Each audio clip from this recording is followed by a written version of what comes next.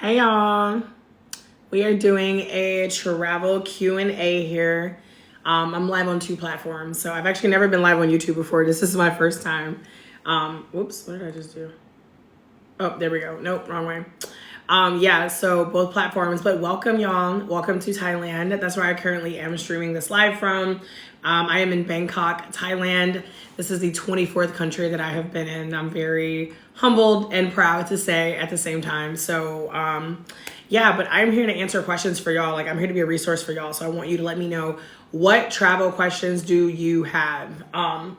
And also, before we even get into all of that, where y'all at in the world? And what time is it? It is 1:46 p.m. here in Thailand, but where are you and what time is it? Because I always like to know where the viewers are listening in from. So definitely let me know. Also, let me know if I know the creator to co-host, make new friends. Also, you can feel free to start dropping your travel questions. Like start dropping those travel questions in the chat. Like I said, I'm currently in Bangkok, Thailand, which is the 24th country that I've been in. Super proud and excited to say. And I go live and I post on this page to show other people that travel is possible for anyone. So let me know. Like no question is no stupid question. And I want to, it's funny because I feel like I'm also kind of like testing myself. So last year I actually had a lot of imposter syndrome about talking about travel. Like I was like, oh, there's so many people have been to so many more places than me. I'm not really a travel expert, etc. And then like as people started asking me questions, I then realized like, well, damn, a lot of these questions that people ask me, I do have like really like I can answer the questions really easily. So hey y'all, welcome. Let me know where you're at in the world. Let me know what time it is. It is 1:47 p.m. here in Bangkok. Also, please heart your girl. Like, give me some double taps while you coming in. Don't just come in and lurk. Don't just come in and leave. Drop some hearts for your girl. I appreciate it. I'm also live over here on YouTube, which I've never done in my life. I'm not saying I'm regretting it already, but low-key I am regretting it already. It's kind of a weird setup here, but this is content creation, y'all. Like kind of like figuring it out as we go along. Thank y'all so much for the hearts. But yeah, drop in the comments where you at. North side, Jesus. Where y'all at in the world? East Coast, West Coast, internationals. Where y'all at? Like I said, it's 1:48 p.m. here in Bangkok, Thailand. So let me know what time it is where y'all are at. And we're just gonna start answering some travel questions. Like, because at the end of the day, like that's what I'm here for, is to like help other people travel, show other people that travel is possible for them, etc. Thank y'all so much for the hearts. Please share the live as well. I appreciate it. So, like I said, I have the thing up there. I'm in Guam. Oh my God, Lorraine, I want to go to Guam. I hadn't even heard of Guam until like a few months ago. And then I looked it up and I was like, okay, this place is beautiful. So are you from there? Are you visiting? When working in a 4W. Chris Matthews, I didn't quite understand that. You're gonna have to do that one for me again. But yeah, go ahead and start dropping any travel questions that you have for me. I'm a travel nurse.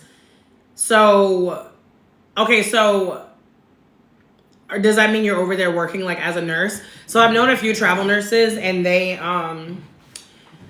all like domestic, like to the US. But I think that's really cool if you're able to be a travel nurse abroad. Like that's absolutely phenomenal. That's actually something that someone has asked me before. And like, to be honest, like being a travel nurse is not something I have experience in, y'all. My background is in marketing, but let's start answering some of these travel questions. So I literally have Google pulled up right here where I'm looking at like common travel questions that I get complete access to Asia, planning on Dubai next year. That's amazing, Lorraine. It's our first time in Asia. By the way, I probably should have said my husband and I are living abroad right now. So we are moving around from country to country. We have not decided on one specific place just yet. But we spent February in Brazil and then we spent March in Vietnam and we are now in Thailand. So we went to Bali as well. I forgot about that. We are going to New York in June. What are some must-do things there? Have you been there? Kathy Skeeter, I have been to New York. My page is more so for like international travel. It doesn't mean that you can't ask me questions about domestic trips. I'm happy to share. But just to give you a heads up, like most of the content on my page is about getting those passport stamps. What are some must-do things to do in New York? So the Vanderbilt, is that what it was called? I think that's what it was called. That was really cool. I was actually there. I was there multiple times last year, but I'm thinking of one time where I have not been to Aruba. I'm thinking of like one time the one time I was there last year where I actually did like a lot of like touristy things. Times Square is dope, of course. What is that? The Empire State Building. That view is absolutely phenomenal. Get you a lox bagel. I never knew Brooklyn Bridge. Thank you, Lorraine. I don't think I've been to the Brooklyn Bridge. I don't think I never would have been convinced to eat salmon on a bagel until I was in New York. It is absolutely delicious. Obviously, get New York pizza. The Statue of Liberty for me is kind of meh, but I mean, if you've never seen it, then why not? I would say those are some of. Oops, didn't mean to move that. I would say those are some of the main things that I just. There needs to be an undo button on here. So I accidentally swiped this thing down, and now it's like not letting me pull it back up, y'all. Oops. TikTok, don't do this to me. I'm trying to pull the banner back up from the bottom, and it basically just keeps, it only lets me touch the comments. Why would you, oh, I got it. Oh, okay. Woo, crisis averted, y'all. Okay, anyway, where was I? When working in a foreign country, do employers require you to give them your passport to hold on to? So as far as working in foreign countries, unless you are, doing something like, I don't know, teaching English or something, to my knowledge, that's not really possible. Like you would need to be like a citizen in that country or possibly get some type of work permit. But I think it would depend. I think it would depend on a country. I don't know anything about having to hold a passport, to be very honest with you. I already answered. I have not been to Aruba. Have you ever flown Level Airline? Crystal, I've never even heard of Level Airline. I eat salmon on a bagel at brunch. Yummy. Oh my God. That bagel, ooh, and you get everything bagel with lox, scallion, cream cheese. Y'all, it's phenomenal. Damn, it makes me want to go back to New York just for that bagel. Have you been to Belize? I have not been to Belize, but I am planning on going. I am planning on going to Belize this summer.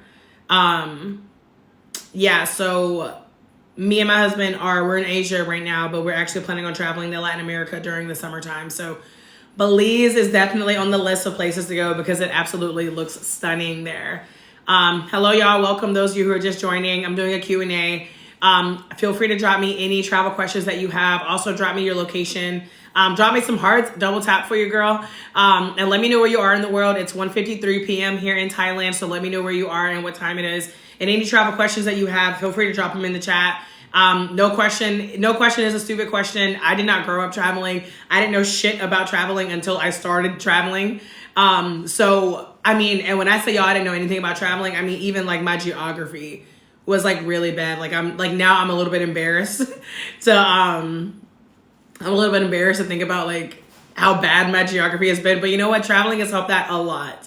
I was thinking of moving to Belize or Thailand, but haven't visited, only researched. I personally think that visiting first is definitely like a good way to go. Those are obviously two completely different continents, two completely different cultures. I don't know much about Belize. I know people who have been there and they've loved it, but from like a vacation perspective, I don't know anything about like living there. Thanks for the live. I will do one on the beach and answer nurse and travel live questions. Let's get it. Hey, from Las Vegas. Hello, West Coast. Who else in the house? Where y'all at? Where y'all at in the world? What time is it in Vegas, by the way? But yeah, like I said, I also have some like frequently asked questions over here pulled up. So as y'all are dropping some questions in the comments, I will start looking at the ones that I have over here on Google. So, do I need travel insurance? So the answer is yes and no. No one, 11:54 p.m. Okay. Yes and no. Like no one is going to like force you to get travel insurance. Like the first couple of months me and my husband lived abroad, we traveled with a company called Remote Tier. And I talk about them on my page as well. They do actually require you to have travel insurance, but that's for like a group travel thing. If you're traveling on your own, it's completely up to you. The only time I've ever had travel insurance is whenever I lived abroad for 4 months back in 2019. And that was also when I traveled with Remote Year, but I did it for 4 months at a time.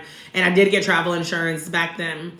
I don't even remember the company. I'm not even going to lie to you. I could probably look it up if you're really interested, but I don't remember who the company was. But in general, do you need travel insurance? I think especially if your trip is super short, I would say probably not. Somebody might completely disagree, but I mean, it's just, listen, there are also people who will be like, oh, do you need to get vaccinated? And I'm like, a lot of times, like, that's your prerogative. You can obviously look it up and see if there are countries that like actually require certain vaccinations. In my experience, it's rare. It could just be the countries that I've been to, but some people like to be extra cautious. The travel credit card that I use comes with travel insurance. So that's what my husband and I are using for our like health insurance right now. What else?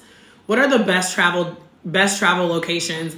That's a really interesting question because I feel like it depends. Like, what do you like? Like, who am I to say like the best place to travel? It depends on what you like. It depends on your budget. It depends on who you're going with. It depends on the type of trip that you're looking for. It depends on what you want to accomplish on that trip.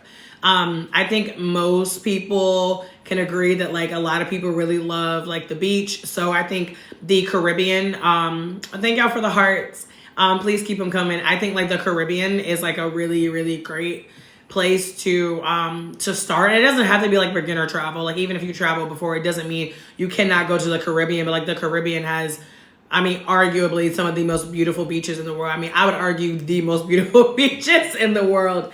I've been to a lot of beaches, y'all. And I've been to a lot of beautiful beaches that are not in the Caribbean. But if you want like that like beautiful blue water, I think the Caribbean is good.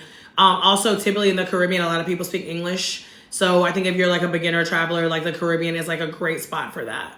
How do you give yourself the push to actually go? My anxiety makes it difficult. So that's a great question. And of course, now I'm going to have to like kind of like think back. So like as of right now, Indonesia has some of the most beautiful beaches. That's interesting. I was in Bali not too long ago, but I hear Bali isn't best for the beaches. And I didn't even go to the beach when I was there because we knew we were coming to Thailand. But I mean, how to give myself the push to actually go? Lovely L. To be honest with you, you have to just like feel the fear and go anyways. It's like you can't expect like in my opinion, the only way that anxiety is ever going to go away is for you to do it. Like you're never going to be like, oh, okay, all of my anxiety is gone, so now I'm going to go. Like you have to just decide to go. Like people who have a fear of traveling for whatever reasons, because we've been like brainwashed in the US to believe the US is the safest country in the world. Yeah, okay. Or, whether it's, like flying, whatever it is. If it's something more specific like flying, I'm sure there are like some like specific techniques that you can look up. But if it's just like anxiety over traveling in general, like, I mean, I would probably look at it like, what are you really anxious about? Like, what are you really afraid of? Sorry, just make sure I didn't miss a comment there. Like, what are you actually afraid of? Like, what are the chances of that happening? Even when people tell me they're afraid of like a plane going down, I'm like, do you have any idea how small the chances are of that versus like getting into a car and something happening in terms of like a car accident? Like it's like way more likely for you to get hurt in a car than it is in an airplane. So yeah, like I said, my biggest thing is like, don't expect to get over the fear until you do it. I think it's perfect. It's perfectly fine. It's perfectly normal, I should say, and perfectly common to have like a fear, like a little bit of anxiety about traveling. And also, they say that the body can't tell the difference between being nervous and being excited. So if you feel like you're really nervous, instead of like leaning into that energy and labeling it as anxiety, like remind yourself that you're really excited about your trip and excited about all the things that you're going to do. Not Bali, Nusa Penida, never heard of it. You're welcome. Yeah, I haven't heard of it, but I actually saw a video the other day of like oh my God, an incredible spot. There's this page that always pops up on my For You on TikTok, and it's always like countries that, or places you should visit before they get too popular. And I was like, ooh, I'm intrigued. And one of the places was somewhere in Indonesia. Caymans were beautiful to me. Cayman Islands are stunning. I think they say like Grand Cayman and like Turks and Caicos have like some of the most beautiful waters. I mean, I think they're in like the top 5. I've been to Grand Cayman. I have not been to Turks because like Turks is like insanely expensive. And I mean, don't get me wrong, like I love pretty blue water, but like I personally don't need to pay like I don't know, like $30 for a fucking bottle of water just to see blue water. That's me. Obviously, you know, it's your prerogative. People go to Turks and they have a great time. Solo travel, 20 countries. Yes. Once you start traveling, you can't stop. It's true. There's a reason why a lot of people joke about, I haven't been to Turks either. It's a reason why a lot of people joke about being like addicted to travel. And y'all keep in mind, like no one is really addicted to travel, because like actual travel is like getting from one place to another. Like no one's addicted to like going in the airport, sitting there, checking bags. Like no one's addicted to travel. People are addicted to the feeling that they get whenever they travel. People are addicted to the level of peace and freedom and confidence and just like joy that you feel whenever you are in another country. No one is actually addicted to travel itself, but there's a reason why people say once you start, you can't stop. I mean, they say it's similar with tattoos. After my second tattoo, I was like, fuck this. I ain't never doing this shit again. That shit hurt so bad. But, you know, obviously there are a lot of people out there, maybe you're watching and you can relate to like getting tattoos and you're like, I want more. I think it's definitely a similar thing for travel. Hello, y'all who are just now joining. Drop any travel questions that you have in the chat. Drop any travel questions that you have in the chat. I'm going to also be answering just some of the most, hey, Kimberly, I'm going to be answering some of the most frequently asked travel questions that like I get, or like things that people are searching for online. But drop me any travel questions you have. Also, let me know where you are in the world and what time it is. I'm currently in Bangkok, Thailand, and it is 2:02 p.m. So let me know where y'all at. Okay, what else? Oh yeah, I really didn't finish the first question, which was what are the best travel locations? So I was talking about the Caribbean, like for beaches, but I really think the best travel location is going to depend on what you want. So, I'm not saying you have to get like super official and like, set like these crazy goals. But if you are, hey, North Carolina, I get hyped when I see North Carolina in the chat. Okay, London over here on YouTube. That's North Carolina in the chat. I'm from North Carolina, so I always get hype when I see NC in the chat. But as far as like travel locations, like I would truly think about what it is that you want from a trip. Charlotte, y'all better stop playing with me, NC. NC all up in the house right now. But yeah, so in terms of like best places to travel, I'm getting distracted. I'm getting distracted by myself. In terms of like great places to travel, like really think about what it is that you want. Do you want a trip where like you just want to relax? Do you want a trip where you're wanting to really like sightsee? Do you want to see beautiful buildings? Do you just want to see beautiful water? Do you want to like meet people? Do you want to see monuments? Like there's literally so many different things. And I can tell you a little bit about some of the places that I've traveled to and some of my experiences.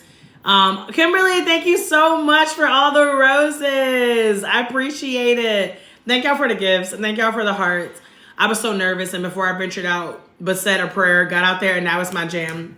Gracie, travel is like a workout. You don't ever regret it. Like you're never, and y'all, there's one trip in my entire life that, okay, no, I'm sorry. There's two. There's two trips in my entire life that I regret. Both of those were in the United States. They were not abroad. And I have gone on trips abroad, but like I've had bad experiences. Whew, y'all, the first time I ever left the country, y'all, my last day, I was in Bulgaria. Don't ask. Well, you can ask, whatever. I was in Bulgaria. Don't speak the language. Don't speak a lick of Bulgarian. Literally, y'all, the last day in the country, lost my fucking wallet. Like, thank God my passport was in the hotel room. Lost my wallet. I get to the airport. I flew from Bulgaria to France because France was my, that was like where my layover was. Missed my flight in France because I feel like I'm like encouraging y'all to travel, and I'm telling you this horrible travel story. There's a silver lining though. Missed my flight in France because of them, not because of me. I was there. Literally, their customs was so shitty. It took me 2 hours to get through. And the woman was like, we called your name. Where were you? And I was like, bitch, I was here. Anyways, missed my flight. Y'all, I have no money. I'm like, anyway, I get another flight home. I sat beside this woman who was so nice. Like, she gave me Costa Rica overrated. Oh, I got to come back to that because what? Costa Rica is like one of my favorite places. But you know what? You're entitled to your opinion though. You know, it's a hot take, but you are entitled to that. But yeah, by the time I got home, y'all, my luggage didn't even make it there. I didn't even give a shit at that point. You know how like Uber is like connected to your phone? Luckily, because Uber was connected to my phone, literally all I had to do was like just get an Uber like I normally would because you don't got to pay cash. I got home, crashed, and the next morning I woke up, my luggage was outside my front door. But I'm telling you that story because even though that was a horrible travel experience, it wasn't a horrible travel experience. Even though I had a horrible 1 to 2 days during that trip, and in the moment it felt really overwhelming, I in no way, shape, or form regret that trip. That was the first time I ever got my passport stamp. That was my first time I ever left the country. That was the first time I ever experienced what it was like to be out of the US. That was the first time I ever experienced what it was like to be immersed in another culture. That was the time that it really dawned on me that like, oh, the United States isn't the only place in the world. There are people all over the world. There are incredible people all over the world. There are assholes all over the world. And that literally was that opened the door, y'all. That opened the door. All right, let me keep going. Thank y'all for the hearts. I want a relaxing trip first time out of the country. Brooklyn chic, go to the Caribbean. Go somewhere like Jamaica, Bahamas, Mexico. You can probably even do something like an all-inclusive resort. If it's your first time getting out of the country and you want to keep it chill, keep it chill. Because let me tell you what you don't want. You don't want to need a vacation from the vacation. That is what you do not want. I always try to tell people to, like, whenever you come back from a trip, give yourself minimum 24 hours. Like, give yourself minimum a day after you get back, not the day you get back. Give yourself minimum 1 day to like ease yourself back into the real world before just like jumping back into work or jumping back in your regular life. Y'all, I used to think, and I don't have a job anymore. I own my own business. But like back in the day, whenever like I was working, I used to think that it would be so lit to have Friday off until I started taking Mondays off. Y'all, write that one down. That's the hot travel tip for y'all. If you are in a job and you have to like think about PTO, y'all take off the Monday or the Tuesday, because after coming back from a trip and being able to have a shorter work week, that is way better than taking off on a Friday. Because think about it, you barely doing shit on Friday anyway. Take off a Monday or a Tuesday. Change your life. Let me keep going. You never have to apologize for typos, sis. I make them all the time. What about Costa Rica? What are your thoughts? Costa Rica is one of my absolute favorite places. Me and my husband went for our honeymoon in October 2022. Now, here is my hot take on Costa Rica. So, damn, I have to smack my lips like that. So, we spent most of our time in Puerto Viejo, which is the Caribbean side of Costa Rica. Y'all, so many people don't even know there's a Caribbean side of Costa Rica. Most people know about Guanacaste, which is like the most touristy spot, which is fine. People go there and have a great time. San Jose, because a lot of people travel, they travel into San Jose. But there's actually a Caribbean side. And I'm not going to lie to you. I'm not telling you not to go there if it's your first trip, but I'm telling you, do keep in mind, you will have to take a small plane to get there. You cannot fly to Puerto Viejo. It's in the Limon province, and you cannot fly there from, like, the States. You have to take a domestic flight, and the plane we took is smaller. But, like, y'all, when I tell you it was a vibe, Caribbean vibes are just, I'm biased maybe. Caribbean vibes, beach vibes are just my thing. Very laid back, very chill. People spoke a lot of English, which I actually didn't like, because I love Spanish and I like to be able to practice Spanish. So I actually don't like when people talk to me in English whenever I'm in Spanish speaking countries, but you know, whatever. The food was phenomenal. Like there was a beach called Punta Uva. Lord, I should do a travel guide for Costa Rica. I really should. Anyway, yeah, I personally love Costa Rica, and Costa Rica is such a popular place. That's why you don't meet a lot of Costa Ricans, because they don't leave. Because Costa Rica is like amazing. Like, and I was in multiple Costa Rica travel groups. Like, Costa Rica is kind of similar to Thailand in terms of like, you could spend a month there and not scratch the fucking surface. Like because there's so many incredible places all over Costa Rica. So those are my thoughts on Costa Rica. But see for yourself. Let me see. Yeah, Frank, you say Costa Rica is overrated. How? Thank y'all for helping me achieve my life goal. I appreciate that. I don't want to go anywhere. Just want to move to Belize. Well, then you do want to go somewhere if you want to move. That moving is going. People move places all the time without visiting. Go. I'm not here to stop you. Go ahead with your bad self. Have you been to Kenya? Not yet, but we are going later this year. The only place I've been in Africa is Egypt at this point in my life. But later this year, we're planning on Kenya, Tanzania, South Africa, possibly Morocco, and possibly Sierra Leone. My husband is actually West African.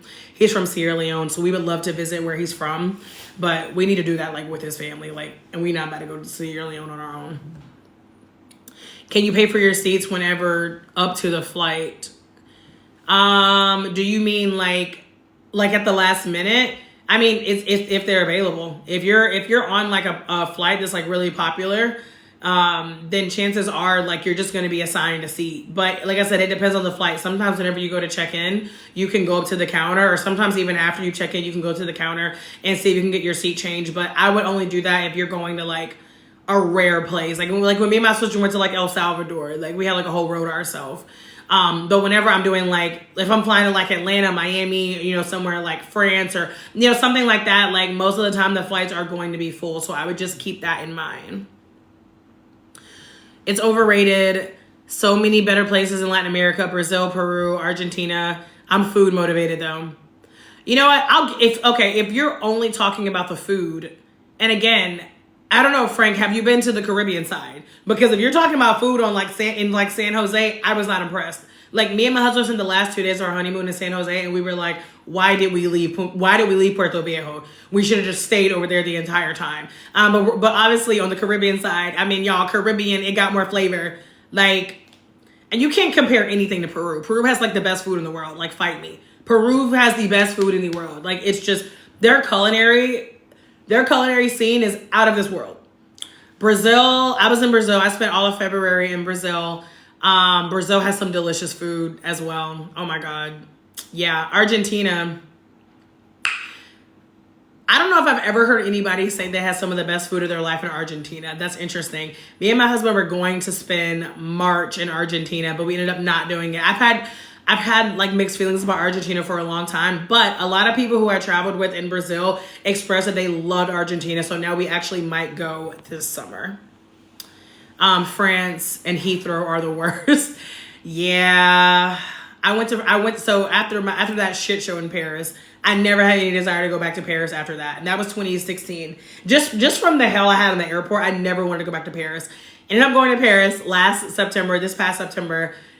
We're in April. Are we at the point now where we say last, or do we just say this, or do we say this past now? Like now that we're in April, is it last September or is it this past September? Y'all let me know. I don't know the rules of time. But went to Paris, had a ball. I was only there for 2 days. Was not enough time. You need a month in Paris. Like, oh my God. And that time I didn't have any issues in the airport. But I mean, y'all, that's just a big lesson. Like, don't do unless you know the airport, you know it's really small. Like where I'm from, like in the Raleigh area, RDU, I get pissed about my home airport because one, it doesn't have a lounge. You know how annoying it is to have priority pass and you don't even have a lounge in your own home airport. I'm saying home because right now I live abroad. I don't really have a home technically, but that's where I'm from.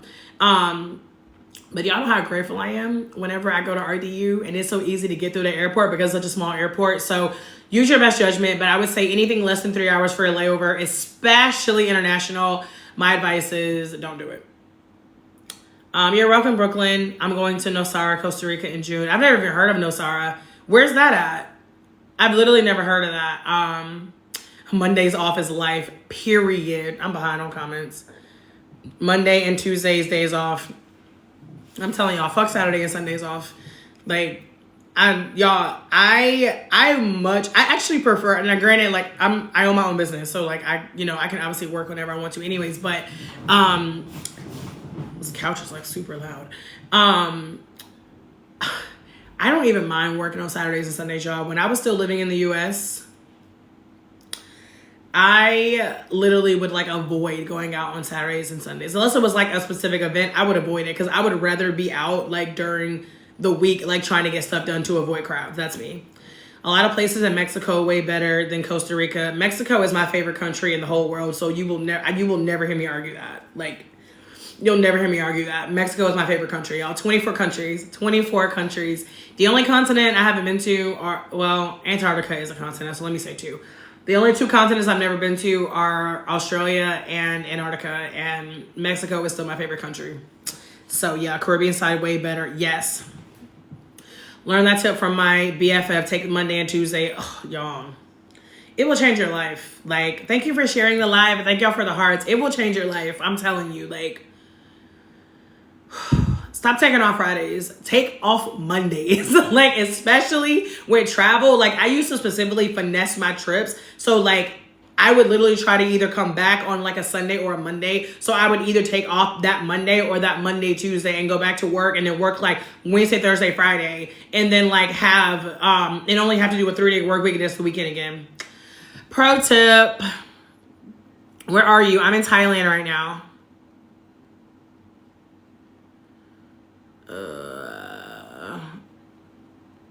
Belize was beautiful. Belize looks absolutely stunning. How is Aruba? I've never been to Aruba.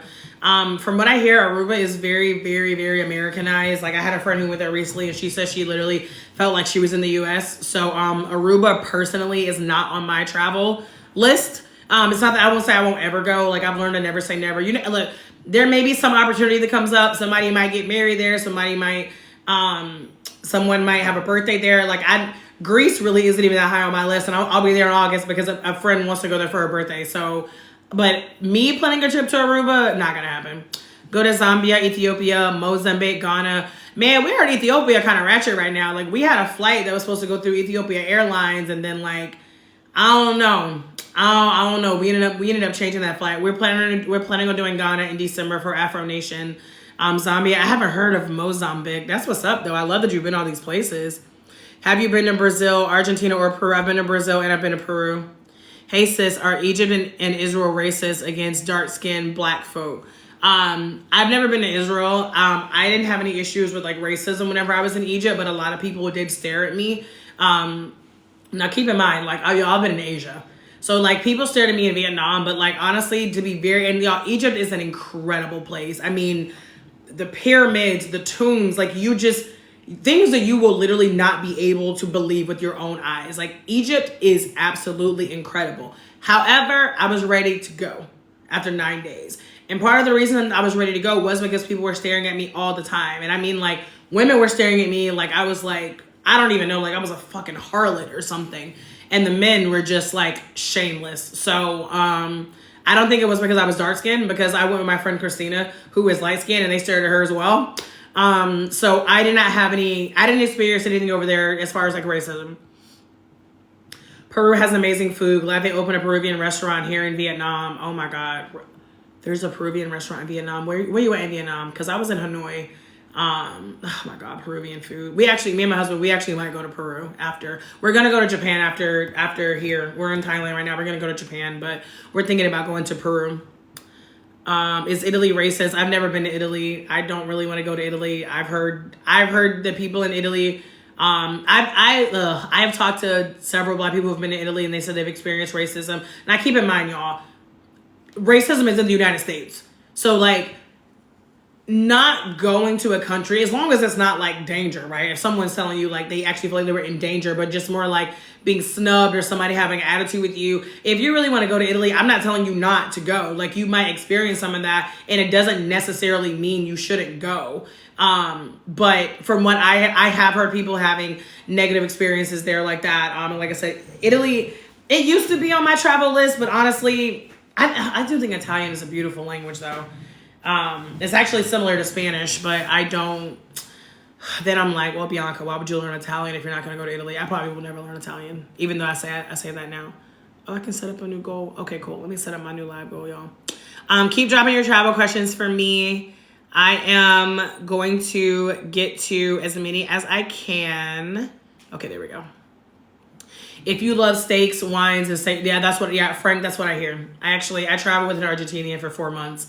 And I remember we went to an Argentinian restaurant in Brazil, and I remember looking at the menu and being like, meh. I'm actually not a big steak person. Like my friends will always pickle me, like in the States, like whenever we go to a steakhouse, I will get like a burger or I will get like seafood. Like I'm not a steak person. And it's not that I don't like the taste of steak. I don't ever want it or crave it. Thank y'all for the hearts. Please keep double tapping. Please like and share this live. But yeah, I'm not a steak person. Also, funny enough, I actually cook really good steak. I think steak is so easy to cook. So that's the other thing for me is like whenever I go out to eat, I definitely want things that I cannot make at home. So personally, I literally will just, if I want steak, like, I just make it at home. And I'm not trying to be like, oh, I make a steak better than an Argentinian chef. I know that I don't. But I also know that I do make really good steak. So yeah. But I really think we will go to Argentina, though. What's a good airline to choose? Diana, it's going to depend on where you are. I mean, in the U.S., I normally fly like Delta or American or JetBlue. Those would be like the main ones that I fly. I would definitely say thank y'all so much for the gifts. I would definitely say try to make sure that you and this is more of like a budget travel tip. So like y'all sign up for like the loyalty programs. Like it doesn't have to be a credit card. Yes, with some airlines, like, you know, they do have the credit card as well, but like sign up for loyalty programs, because if you're flying an airline frequently and you start to like rack up those points, and those points do add up, like the miles, they do add up, then, you know, you can get more perks. So try to travel with like the same 1 or 2 airlines as often as you can. But whenever you travel abroad, Diana, I don't have any like recommendations for you, because like even since we have flown, so we flew to Brazil from North Carolina, we flew from Brazil to Vietnam, we flew from Vietnam to Bali, and from Bali to here in Thailand. Y'all, we literally didn't even really have a choice for the airlines, because for the most part, for these international flights, there's only been one reasonable fucking option. So, as far whenever it comes to international, I would just say like do your research, but just being very transparent. If you are moving like from country to country, a lot of times you just don't have as many options. Like in the States, if I'm in North Carolina, I'm gonna fly to California, I can probably have minimum like 4 different airlines to choose from. But when you're talking about international flights, you will probably have one actually good flight. And when I say good, I mean it's at a decent time. It's not 5 a.m. or 9 p.m., which 9 p.m. could be good if it's a longer flight and you want to sleep. But yeah, it just really depends. Peru is amazing, there for a month. I was also there for a month back in 2019. I agree. We're in Vietnam, I was talking to somebody else, not me. I love Mexico. Me too. Planning a trip to Aruba. Let me know how you like it. I've never been to 42. Hard to choose one favorite country. Mexico is like the only country that I really call like my favorite, and it's because like, and I don't know, the word favorite is tricky for me, because some of y'all who've been following me to Antarctica is about 10G CD. Oh my God, Mexico City. Yeah, absolutely. Shit, I'm trying to make sure I don't miss any comments, y'all.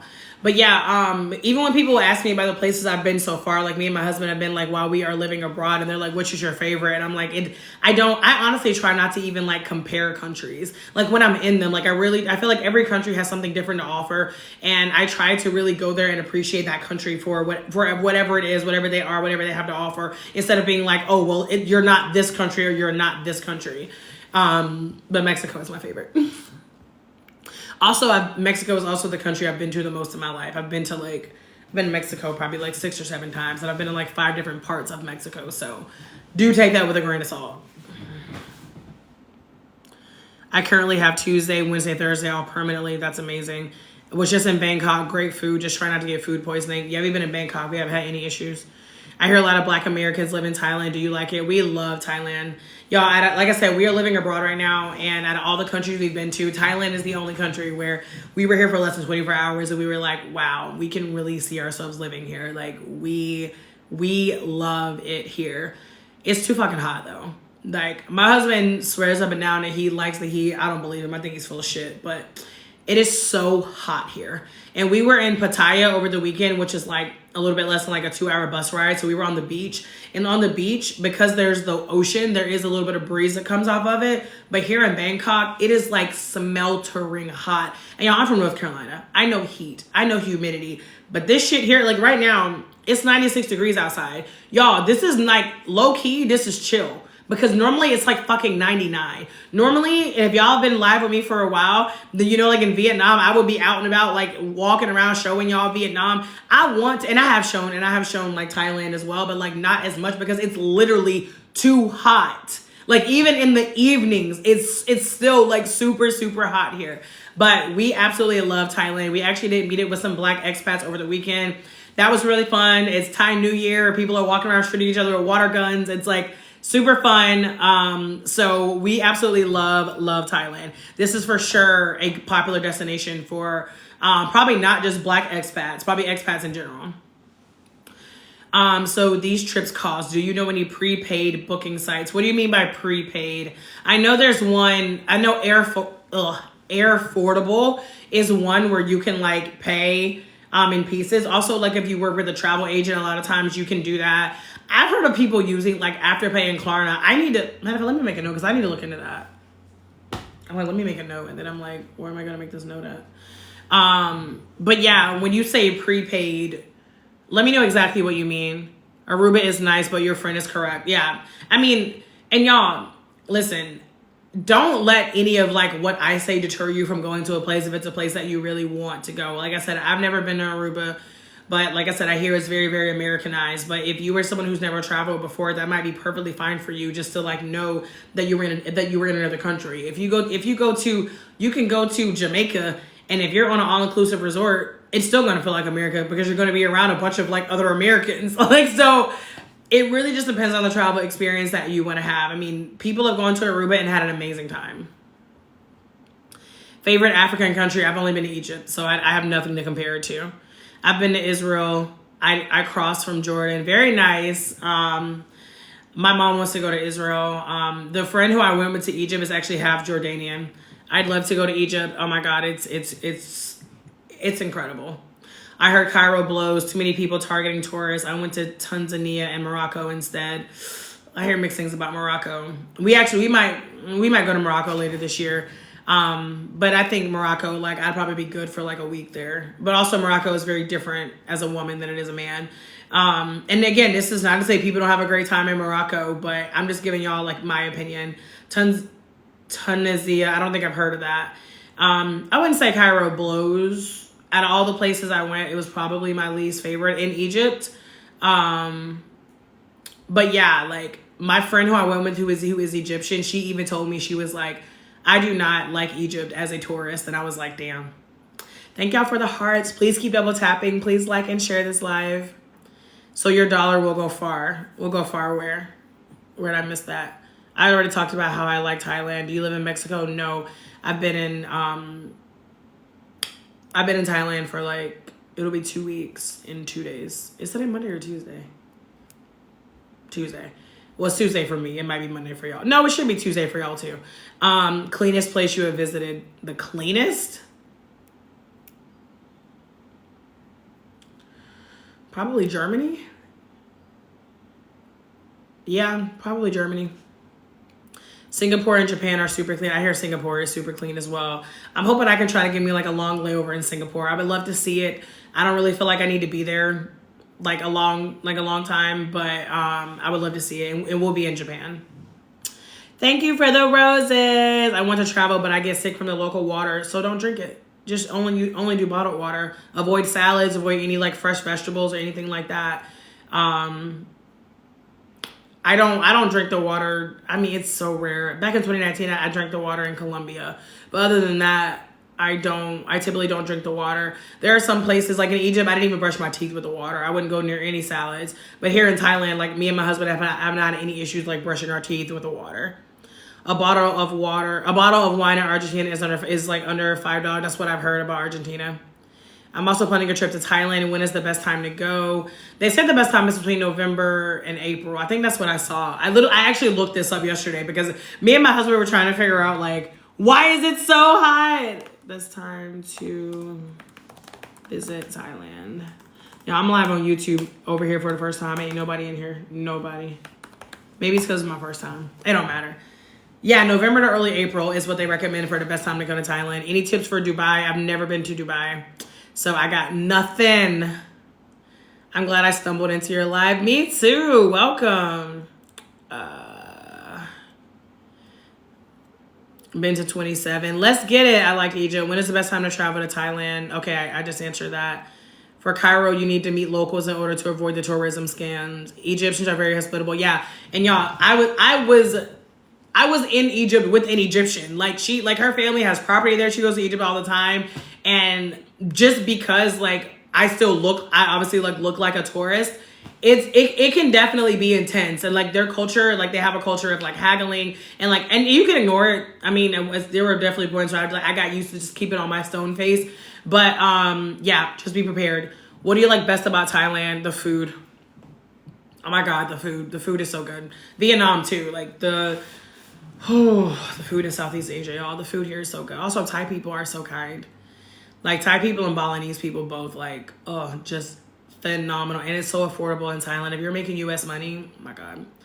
That's why people stay in the mall in Bangkok. I went live yesterday in the mall and I literally was talking about, I literally was talking about the same thing. I hate malls, but malls are top tier. Frank, if you literally would have been on my live yesterday, then we would have been speaking the same language, because I was like, yo, this mall is so packed. And I think one of the reasons is because it's so hot here. But like people who don't want to sit in the house, they want to be out moving, they go to the mall. Like people literally go to the mall and will spend hours there or just hang out there because it's just too hot to be outside.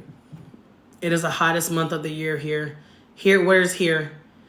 I love me some Airfordable. Celine, I've never used it. I'm gonna be honest with you. Because I've even thought about like partnering with Airfordable. So I know that there's a fee, they take a percentage, which is fair.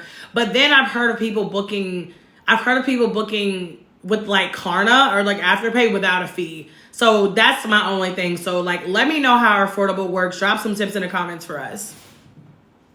What's the easiest way to get a visa if you want to live there?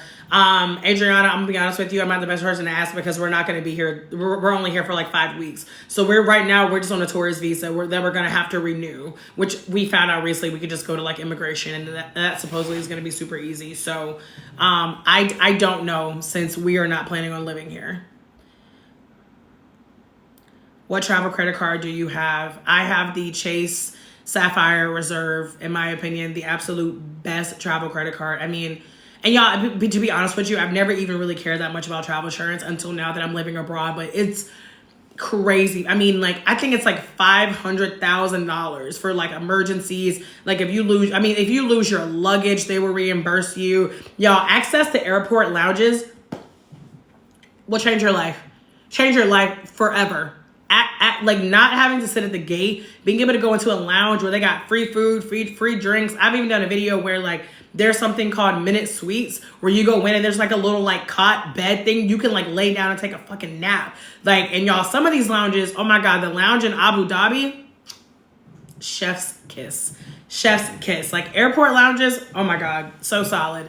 Also Sapphire Chase Reserve, you get 3 times the point anytime I'm like eating out, any restaurant, any travel purchases, not just flights. I'm talking like even if I book an Uber, if I book like something on Airbnb, like you get 3 times the points. If you book through the Chase portal, you get 5 times the points on flights and 10 times points on hotels. Like, y'all, the Chase Sapphire Reserve it's a hit. And listen, I'm not gonna lie to you, the annual fee is steep. It's either $500 or $550 a year, but I think it's $550 now. But you get a $300 travel credit each year. So basically, it kind of makes your fee more like $250 a year instead of $550 a year. But worth it in my opinion. Morocco is fabulous. Was there for my friend's wedding. I'm glad you enjoyed it in Thailand. What's the easiest way to get it? Oh yeah, that question I answered. Well, I tried to answer. Hello to the live person on YouTube. Drop any travel questions you have for me. I'm live over here on TikTok as well, where I'm getting a lot more questions, so that's why I'm looking over here. But you know, and see, they're gone already. It's fine. I mostly use YouTube for repurposing, but I'm gonna be doing more stuff on YouTube as well. Israel is nice, has many Ethiopian Jews there. I also went to the West Bank and had a great time. I believe it. Aswan was my favorite. Oh my God, I loved Aswan in Egypt. Dahab, that one I never heard of. Dollar will go far in Japan. No, what you talking about? Japan is expensive. What? Me and my husband were gonna stay a month in Japan. We decided we're doing like 10 to 14 days because Japan is fucking expensive. Now, arguably, it's cheaper than the United States, but y'all, I'm currently in an Airbnb that cost me like $49 a night. In Vietnam, me and my husband stayed a full month, or 26 days, in an Airbnb, 2-bedroom, 2-bathroom for $800. So yeah, keep that in mind. Please keep double tapping, y'all. I appreciate the hearts. So Japan, in my opinion, is not cheap. But again, cheap is, I mean, affordable, cheap, all these things are relative, right? Like, I'm not in y'all pockets, y'all not in my pockets. But I can tell you, compared to like Thailand, Bali, Vietnam, Japan is definitely not. Japan is not a place where I would say your dollar will go far. Doesn't mean you shouldn't go. We're still going to go. But just putting it out there. Never been to Croatia. Looks stunning. I hear it's like extremely, extremely beautiful. People who have gone have told me they really like it. They've told me that like you don't really need a lot of time there. But it looks beautiful. That question I answered. November through February for Thailand.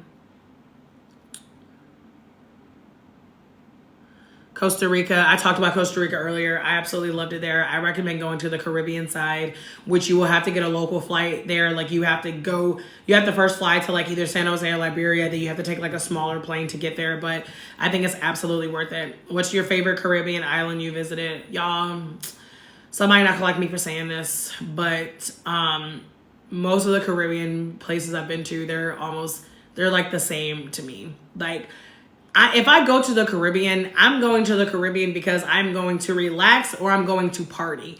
Personally, I have not gone to the Caribbean for like an authentic experience yet. I'm going to DR this summer with my friend who is Dominican, so I'm going to get that. But to me, most of the time, and even when I see people going to the Caribbean, a lot of time they're going to like an all-inclusive resort. So because my Caribbean experiences have always been like a cruise or a resort, I don't feel like I'm the person who can tell you like I don't really feel like I can make a fair judgment on the Caribbean islands because I have not really experienced true Caribbean culture because of the way that I have personally traveled to the Caribbean. But check in with me in a year because I'm going to DR this year.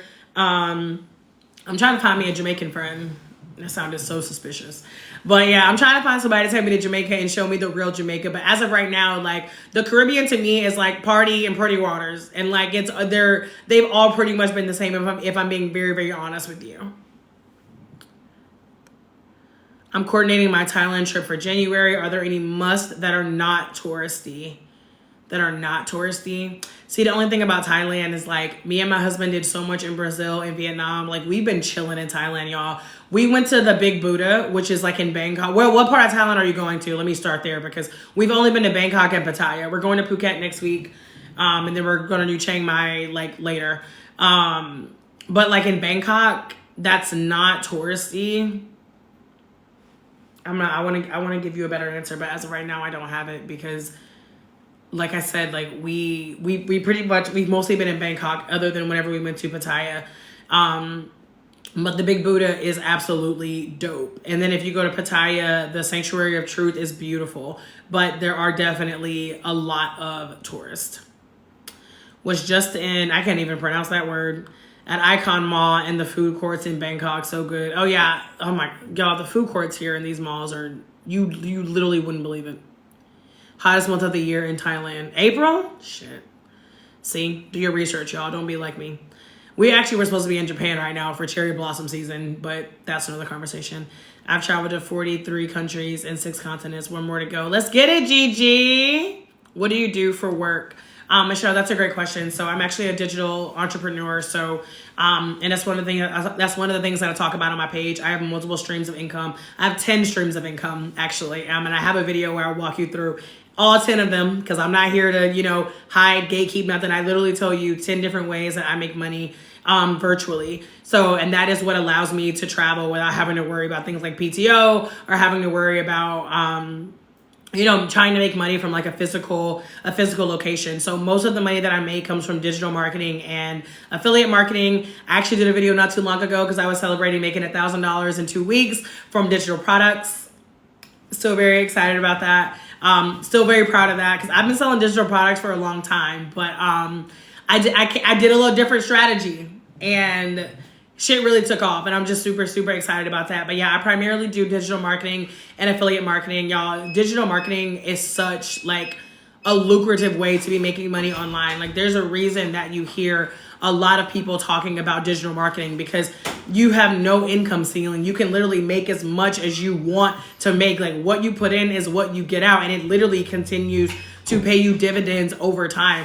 And so you can make as much as you want, and you can do it from anywhere. Like, y'all, it's 2024. Like, not making money from your cell phone is literally crazy. It's literally crazy. My husband just walked in. He went out for a walk because, you know, he claims that he likes the 96-degree weather in Bangkok. Good for you, baby. You enjoy it? Okay. You don't even look that sweaty. Were you even outside? Yeah. He probably went to a mall. Oh, no, you are sweaty. I can see it now. But yeah, so digital marketing, like making passive income, having different income streams. That's one of the things I talk about on my page a lot, because I know that's a really big question for people whenever it comes to travel. So I highly recommend look into Learn and Earn Profits Online. It's the first link in my bio. And even if you just go, I'm not even saying like, oh, go buy it right now, but just go look and just read the information about it. Like, it is a course that teaches you how to build a digital marketing business from the ground up, even if you don't know shit about digital marketing. And that course, I promise you, it's very, very beginner friendly. And like, I'm like distracted because I can see my husband in the mirror behind me. But no, it will teach you how to do digital marketing from the ground up. They teach affiliate marketing. They teach the Amazon Influencer Program, which is another way that I make a lot of money online. They teach like blogging, email marketing, SEO, like, y'all look into Learn and Earn Profits Online. I took what I learned in that course, and that's how I made $1,000 in 2 weeks from digital products. Like, the course, it's a one-time $497 investment, and you have it for the rest of your life. It comes with a community. You get help, like, so you're never like, you know, by yourself. You can ask questions in there. Like, honestly, go check it out if that's something you're interested in. If you're interested in making unlimited amounts of money online so you can travel anywhere in the world. Thank y'all for the hearts. I agree with the airport lounges. I cannot travel any other way now. Listen, once you go airport lounge, you never go back.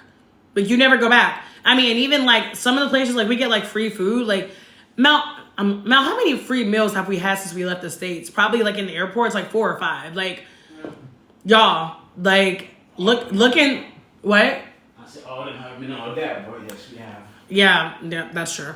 But yeah, look into the Chase Sapphire Reserve. I have a link in my bio about that as well. Best international cheap, safe beach destinations.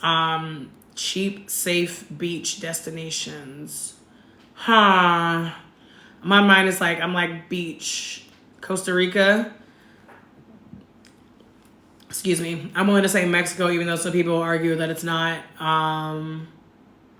If you really just want to go to the beach, just do like an all-inclusive resort that's on the beach. Like, and just stay on the resort. Like, if you really just want a nice, pretty beach, like, don't stress yourself out about trying to stay, you know, somewhere, you know, that ain't nobody heard of or whatever. Just go to an all-inclusive resort. Jamaica, Mexico, Grand Cayman, no, you said cheap, not Turks and... Don't go to Grand Cayman, don't go to Turks and Caicos. Those are both expensive. On the cheaper side is probably going to be like Cancun, like I said, Jamaica, Aruba, Dominican Republic. Like, those are going to be some of the like cheaper ones.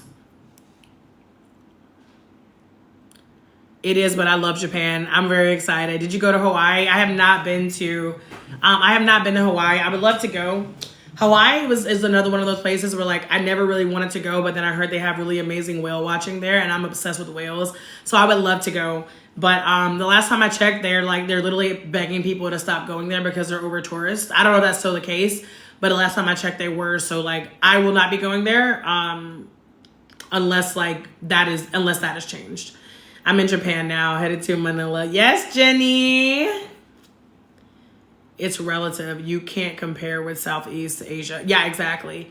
Any tips on Hawaii? None, because I've never been. Excellent prices, yes. Going to Japan, fuck. TikTok gets on my nerves sometimes. Like, whenever it like scrolls all the way to the top. Going to Japan in like 5 weeks. Yes, Courtney, what part? What do you think about Roatan? We love Roatan. Roatan is in Honduras, y'all, which is in Central America. So we did a cruise. We did a Virgin. I don't know if you've heard of Virgin, not airlines. They do have an airline. Virgin Voyages. I'm like, what the hell is it called? Virgin Voyages Cruises by Richard Branson. Adults only. First of all, let's just start there. Adults only. Let's fucking go. And we did, one of the stops was in Roatan, and like it was beautiful. Like the people there are like so nice in Roatan. I mean, I think if you want something more like quiet, less touristy, Roatan, and cheap, Roatan's a great place. Do you have a Thai bank account? No, I do not. I just take money out of the ATM from my American bank account. Go to Portland in Jamaica. Okay, I heard Portland. I never heard of Portland. Have you been to Lebanon? I have not, but God, Lebanese food is delicious. 10 streams of income. Yes, Gracie, look, it took me a while to get here, y'all. I have 10 streams of income right now, but that was not always the case. Like, I started out with one stream of income. I started out only depending on a job for money. So I know exactly what that is like. And that's literally why I teach so many people now how to make money from anywhere in the world, how you can start making money online. And I have a guide. It's called the Cash Flow Come Up Checklist. I believe it's the second link in my bio. And there's like 20 different income streams and side hustles in there that anybody can start. The guide is only $9. And if you like go into the guide, you can literally make your $9 back today. But you need to actually go in the guide, watch the video that goes along with it, because I do a voiceover going through the guide. And I promise you can start making money. Like there's so many ways. People just don't know about it because we're taught how to be really great employees. We're not taught how to be really great employers, right? Like we're not taught how to make ourselves wealthy. We're not taught how to make our money work for us. We're taught how to work for money. And especially like, coming from the United States. And, one of the reasons me and my husband left is because I don't think the United States is affordable. And y'all, I was making like 6 figures in the US and like wasn't even paying rent and still like living check to check. Like the US is just fucking crazy. Like $6 for mayonnaise, $7 for Doritos. Like what? I mean, it's wild. And at the end of the day, I understand that like there's inflation happening all over the world, but I'm saying like if you are making US money, you can leave. You can leave the US and live in luxury. We have been bamboozled to believe that things like having a driver, having a cook, having a live-in nanny, having fucking affordable childcare, we've been bamboozled to believe that those things are supposed to be luxuries. Y'all, there are people outside of the US having those things in their regular everyday lives. Like, because it's actually affordable. And it's not only affordable for the US. Y'all, and I'm gonna say I can't speak for every country, but there are a lot of other countries that are a lot cheaper than the US and people can afford it. Like we did a food tour in Vietnam and the girl was even telling us about how so y'all know like Uber Eats, DoorDash, and how like if you're paying by yourself, you're paying like minimum $30. Y'all, I got a pole pizza Grab. I got a pizza delivered today, $7, including tax, tip, delivery fee, $7. Whenever me and my husband were in Vietnam, the most expensive meal we ate was $26 for both of us. When in Thailand here, the most expensive one we've had was like, what is the most expensive meal we had? Was it that chicken place? No, probably. Yeah, and that was like $28. It was a soul place. The what place? Oh yeah. Yeah, but that didn't count. That was American owned. We did go to a soul food restaurant. That was delicious. I got a video coming for y'all on that. But yeah, y'all, travel does not have to be expensive. Like you just have to be willing to get out of your comfort zone and have the courage to feel the fear and do it anyways. My lease is up soon. I want to spend a month abroad in between moves. Tips for what I should look for. Serena, look into Remote Year. Remote Year. There's a link in my bio. There's 2 different links in my bio. Go to the Remote Year FAQ. I made a 40-minute video answering questions about Remote Year because so many people do not know that you can go live abroad for a month and all you got to do is book your flight to get there and your flight to get home, and they will take care of you and everything else in between. They give you the accommodations, they give you a workspace, they give you a community, they give you experiences that you can buy as well as like some free experiences. Y'all, Remote Year is dope. I did a 4-month Remote Year program back in 2019, and then me and my husband did Remote Year for 1 month in February and then for 1 month in March. So I've done Remote Year 3 different times, and I was literally just telling him I'm thinking about us possibly doing Remote Year. Thank you for sharing the live. Thinking about doing it again. Look into Remote Year. If you want, and obviously you don't have to. If you feel like you don't like group travel, but one of the nice things about Remote Year is it's more like optional group travel because you can show up and you can do everything with the group all the time, or you can choose to be a complete loner. Y'all, there are people who I saw almost every day. There are people who I saw twice the entire month. You really can make it however you want to make it. But if you don't want to have to plan everything yourself, if you don't want to have to think, what should I do in this country? If you don't want to be alone, if you want to meet other people from all over the world, full transparency, mostly America, but it is diverse. Look into remote year. Like I said, they're in my bio. I have a video in there on like frequently asked questions from remote year. And then I also have like my referral link in there. If you do decide to take that leap and book with remote year, whether you do a 1 month program, a 4 month program, or a 12 month program, you can use my referral for a $100 credit.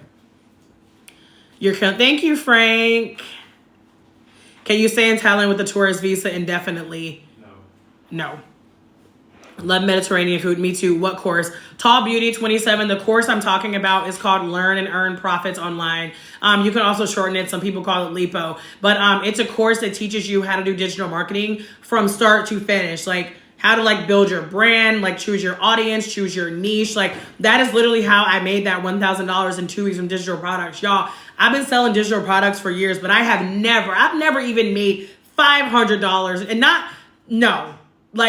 no, not unless I did like a speaking engagement. Y'all, look into the course. I'm telling you, like, and $497 may sound like a lot of money, but I really hate to say this. I'm not trying to sound judgy because I've been where you are and I get it. But if you think $500 is too much money to invest in yourself to learn how you can make thousands of dollars a day if you want to, then you probably need a mindset shift. Because there are so many people out here who pay thousands of dollars a semester to go to college and are fucking broke. And are out here making $20, $30, $40, $50,000 a year, maybe even 60, 70, and living check to check. And yet there's a course you can invest $500 in one time and actually get a community. And y'all, I have invested tens of thousands of dollars over the last several years. Courses, coaches, programs. I mean, I'm talking thousands of dollars into shit that I didn't make one fucking dime from. So like for me to have found this course and to be able to share it with y'all, bless. It's called Learn and Earn Profits Online, LIPO for short, LIPO Max. And it's in my bio. It's the first link if you want to check that out. Let me know if you have any other questions about that. Oh my God. Here we go. Going to Japan in the morning. Okay, Raheem. What part?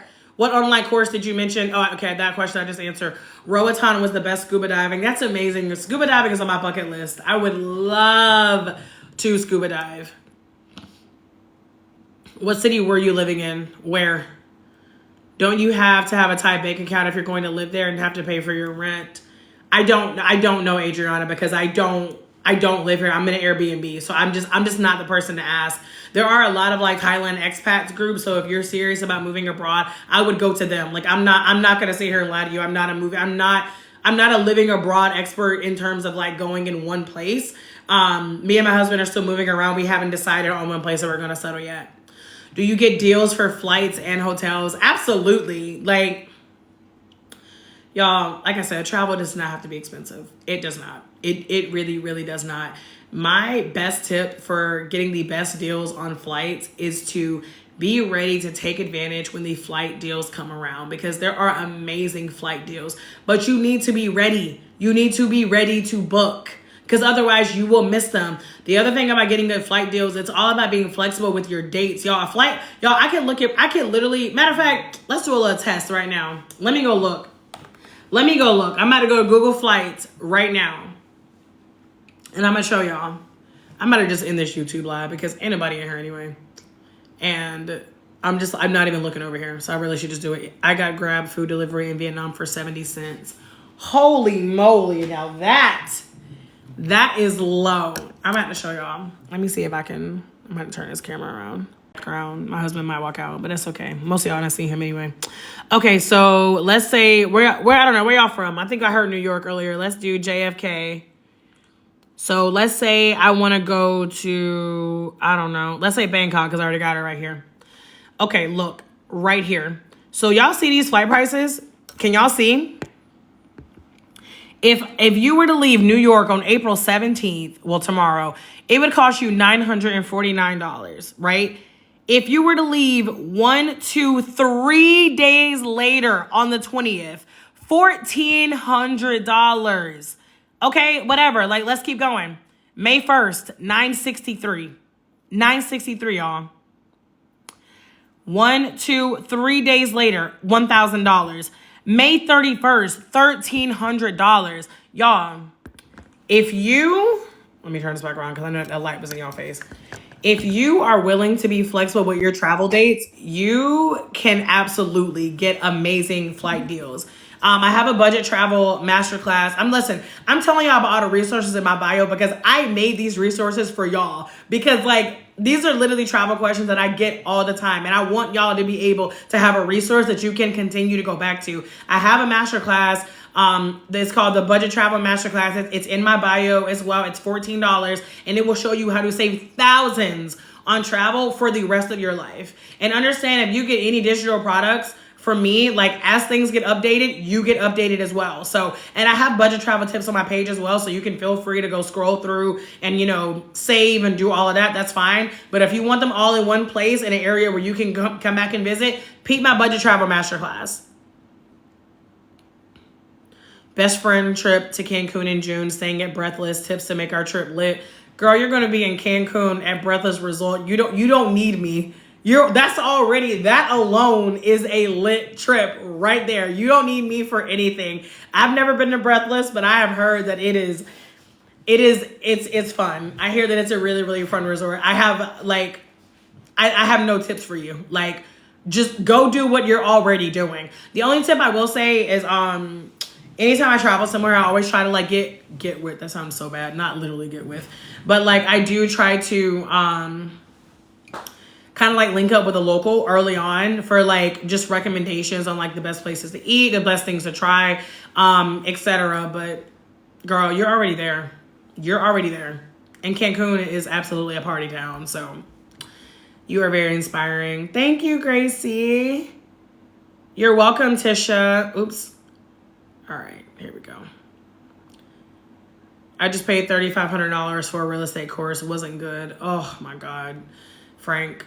Listen, I've been there. I have been there. I dropped like 14 grand on a course it was a course / coaching program oh my God, it's almost been a year. Where the fuck is time going?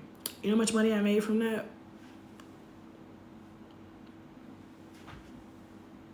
I dropped 10 grand on another course in August of last year, and I probably made like $200, and it's still costing me money. So I understand. I swore off of courses, and that's actually another reason why I'm so excited about this course, because for $500, and no, I've already made my money back. I made $1,000, and that's just in digital marketing. Like that doesn't even go into like the affiliate marketing stuff and the other income streams. But like, y'all, in 2 weeks, and listen, everybody, and let me say this. I purchased the course in January. Stupid. I was moving abroad. I was getting ready to move abroad. I didn't actually start going through the course until like March. So I'm not saying like, oh, I bought the course and in 2 weeks I made $1,000. Let me be very transparent about that. Have people done that? Absolutely. It all depends on you. It depends on your work ethic. It depends on how much time you can put into it. If you have a 9 to 5, you might have to do it around that. That might make a difference. But at the end of the day, if you put in the work, you will make money. Follow the course. The course literally tells you step by step. Like I said, even if you do not have any experience. And like I said, $500, y'all, I'm really not trying to throw y'all no shade. Like, and I say this humbly, but $500 is not a lot of money. And if you think $500 is a lot of money, you probably need to make that investment more than anybody. If you think $500 is a lot of money, especially if you're living in the United States and you think that, because it's not. I was 50K deep in student loans, so 500 investment in me. Listen, Gracie, and I'm not trying to throw shade to college, but it's like at some point you just really have to realize, like, think about all the stuff that now listen, if you're like a doctor or engineer or a nurse, that's completely different. But like I got my degree in marketing, business with the focus in marketing, and I don't regret it. Because of like the amazing people that I met in college. Y'all, I did not need to give North Carolina State University tens of thousands of dollars to teach me marketing. I learned 99% of what I know about marketing by doing marketing, not by sitting in a classroom where out of all the years I was there, I took 5 marketing classes, and all the other classes were on what the fuck ever. And again, I'm not trying to throw shade to college. I'm not saying there's not value there. Sure, there is, but like I said, College is going to teach you how to be a great employee. But if you want to be somebody who is in charge of your life, if you want to be somebody that doesn't have to ask permission anytime you want to take off time, if you want to be somebody that doesn't have to ask for permission to travel, if you want to be able to make money from anywhere in the world, y'all, that $1,000 I made the money whenever I was in Vietnam, whenever I was in Bali, whenever I was in Thailand. It was a really interesting time frame where I was in like 3 different countries in 2 weeks. We were only in Bali for like 5 days. But y'all, I made that money while traveling, y'all. People are like, how are you making money while you are abroad? Because anybody can make money online. You don't have to be rich. You don't gotta be smart. You don't have to be attractive. You just have to follow steps. The course gives you the blueprint of what to do. You just have to have the courage to take that leap of faith. And listen, if you have never invested before, then I can understand how like $500 sounds like a lot of money. The first course I ever invested in, it was called 1K One Day by Nicole Walters. I don't know if anyone knows her. This was back in 2017. That was $700. And that was a really big deal for me at the time. So I completely understand if like, whenever I say $500 is a lot of money, if you've never invested, I can understand that sounds like a lot. But I need you to understand that like the potential of the money that you can make compared to that $500 is nothing. It is literally nothing.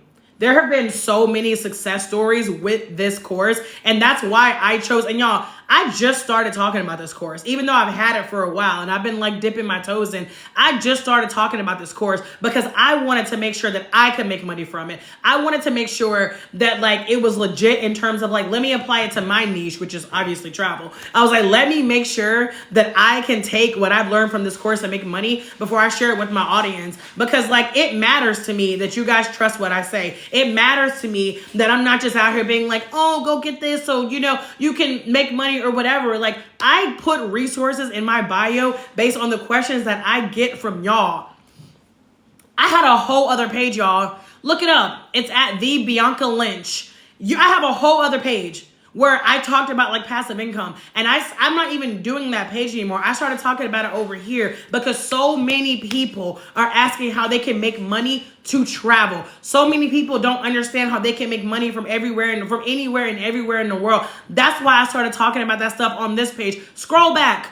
A month ago, you won't see a damn thing about making money online. The only thing you're gonna see is travel, travel, travel. And there are so many travel creators out there. And there's nothing wrong with giving travel tips. There's nothing wrong with talking about travel destinations. But how many fucking videos do you have saved in your phone for places you haven't been, places you haven't how many videos do you have saved that you have not taken any action on? Like my goal for people who come across my page, whether it's my live videos or whether it's like, you know, on the feed, my stories, my goal is to get you to take action. I want you to do something. I want you to see the world. I don't want you to just join my lives. Oh, she's in Thailand. Oh, she's in Bali. That's great for me, but what are you going to do? Where are you going? When are you going? Put a date on it. And if you don't have all the answers right now, that's okay. You don't have to have all the answers right now, but be courageous enough to start where you are. Now, I have a free travel guide. If you have never, ever traveled abroad and you're like, I want to travel, I have no idea where to start, free travel guide. Same for moving abroad. I started talking about me and my husband leaving the States. I could not believe how many people want to know about moving abroad. So what did I do? I created a free guide for people who want to move abroad and they don't know where to start. Y'all, you literally just have to take action. Momentum is absolute bullshit. Not momentum, I'm sorry. Motivation is absolute bullshit. Momentum is the motivation. Taking action is the motivation. Proving to yourself that you're serious, that you're committed, and actually doing something about it, that is momentum. The habit is more important than the amount. You don't have to do the most. You don't have to be extra. Right now for you, it might be a big step to go download my free travel guide. Fine. But when you go through that guide, take the next step. I don't know your circumstances. I don't know your pockets, but I do know there is something that you can be doing right now that will put you in the direction of the person you want to be, of the life you want to live. Instead of feeling like everybody else is living their best life, instead of feeling like everybody on social media are doing what they want, but you over here stuck because you're not doing anything. Y'all, at the end of the day, wherever you are in your life, it's only because of your choices. There is nobody else to fault but you. And it's the same for me. The same for me. Wherever I am in life, it's because I got myself here. The good, the bad, the ugly, all of it. But the really beautiful thing about that level of accountability is that also gives you an amazing level of empowerment that says, if I'm here because of me, I can also be there because of me. I can be in Asia because of me. I can be in Aruba because of me. I can be making money online because of me. I can be making thousands of dollars a week, a month, a day from my cell phone because of me. Because nobody's coming to save you. Nobody. Either you are going to decide to do something different, either you're going to decide to be something different, or another 2 weeks, 2 months, 2 years is going to go by and you're going to be in the exact same spot trying to figure out how time is flying so fast. I need water after that. Shit.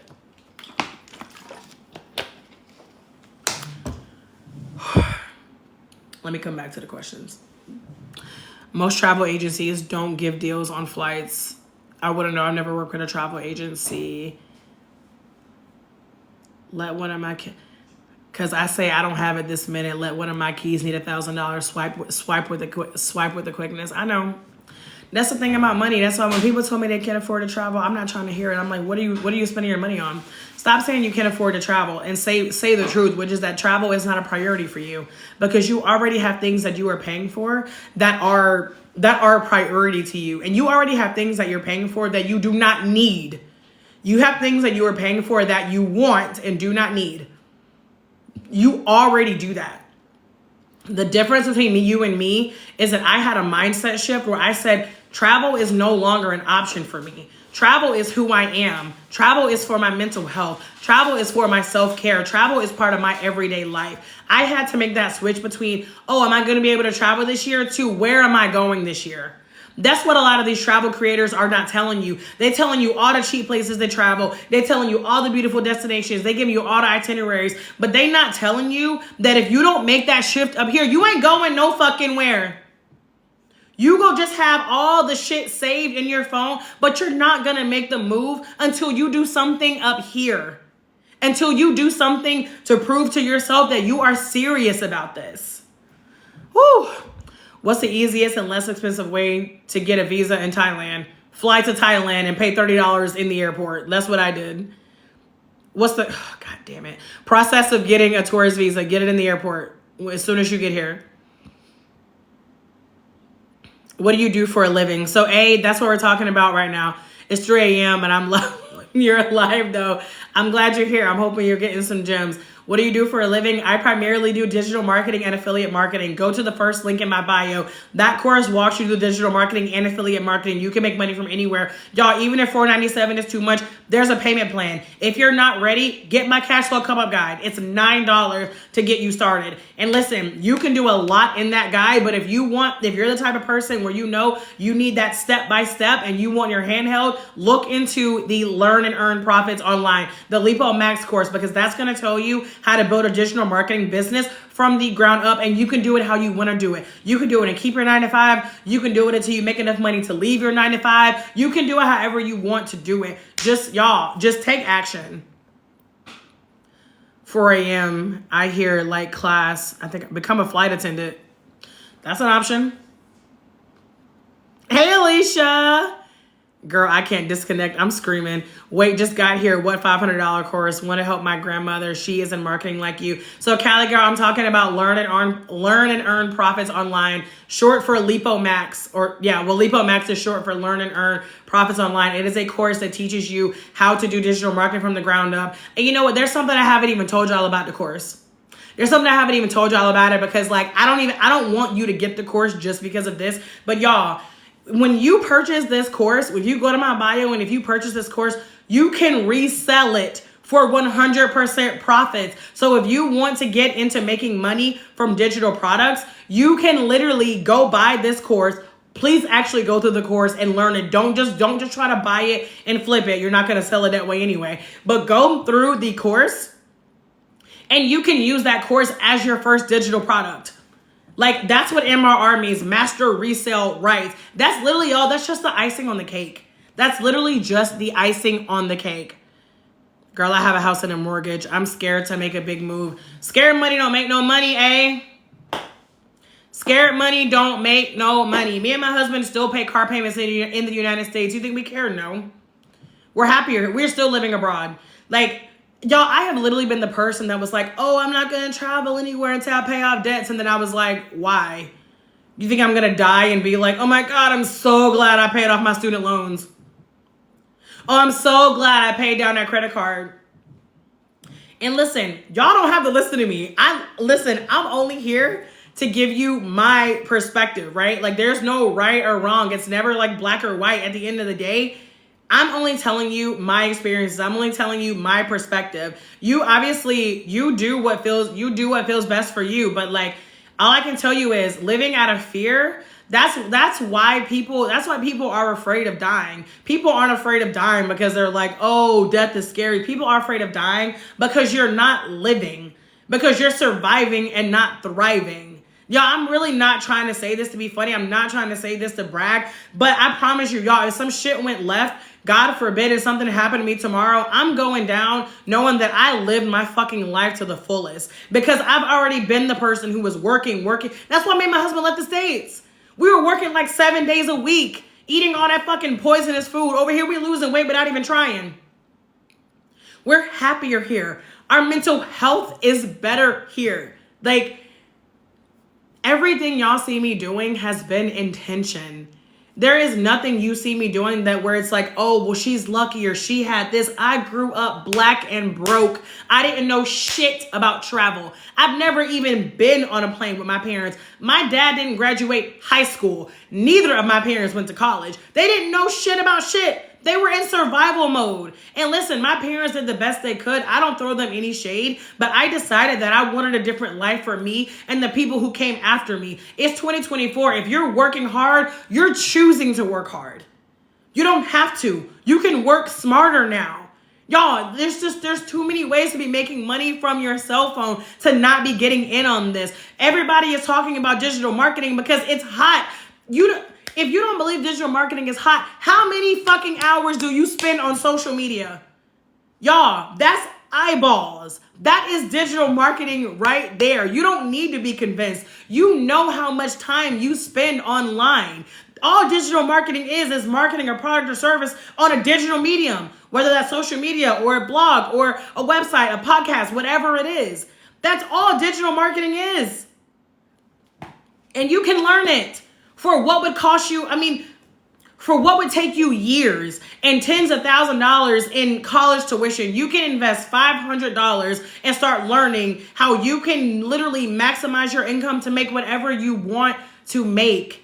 Y'all, there's a girl I follow she does like a similar course, a digital marketing course with like Master Riso, right?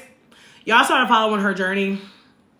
Y'all, this girl, she started last April. She has made $400,000. She didn't know a damn thing about digital marketing. And I was like, Bianca, you know digital marketing. And listen, I had to get humble. I went in that course and my ego tried to be like, oh, I know this. I'm going to skip it. And I said, Bianca, if you knew it, you would be making the money you want to make. Y'all, I've been making money online for years, but it has never come as easy to me as it has now. Like, I have tried and failed so many things in the world of entrepreneurship. And to have something for $500, one-time investment, anytime it gets updated, you have it. They have calls, like TikTok calls, Instagram calls, Q&A calls, email marketing calls. Like, there is support. Y'all, do y'all know what I have paid for courses and coaches and programs for support? Shit. If you think $500 is a lot of money, it's probably time for you to invest.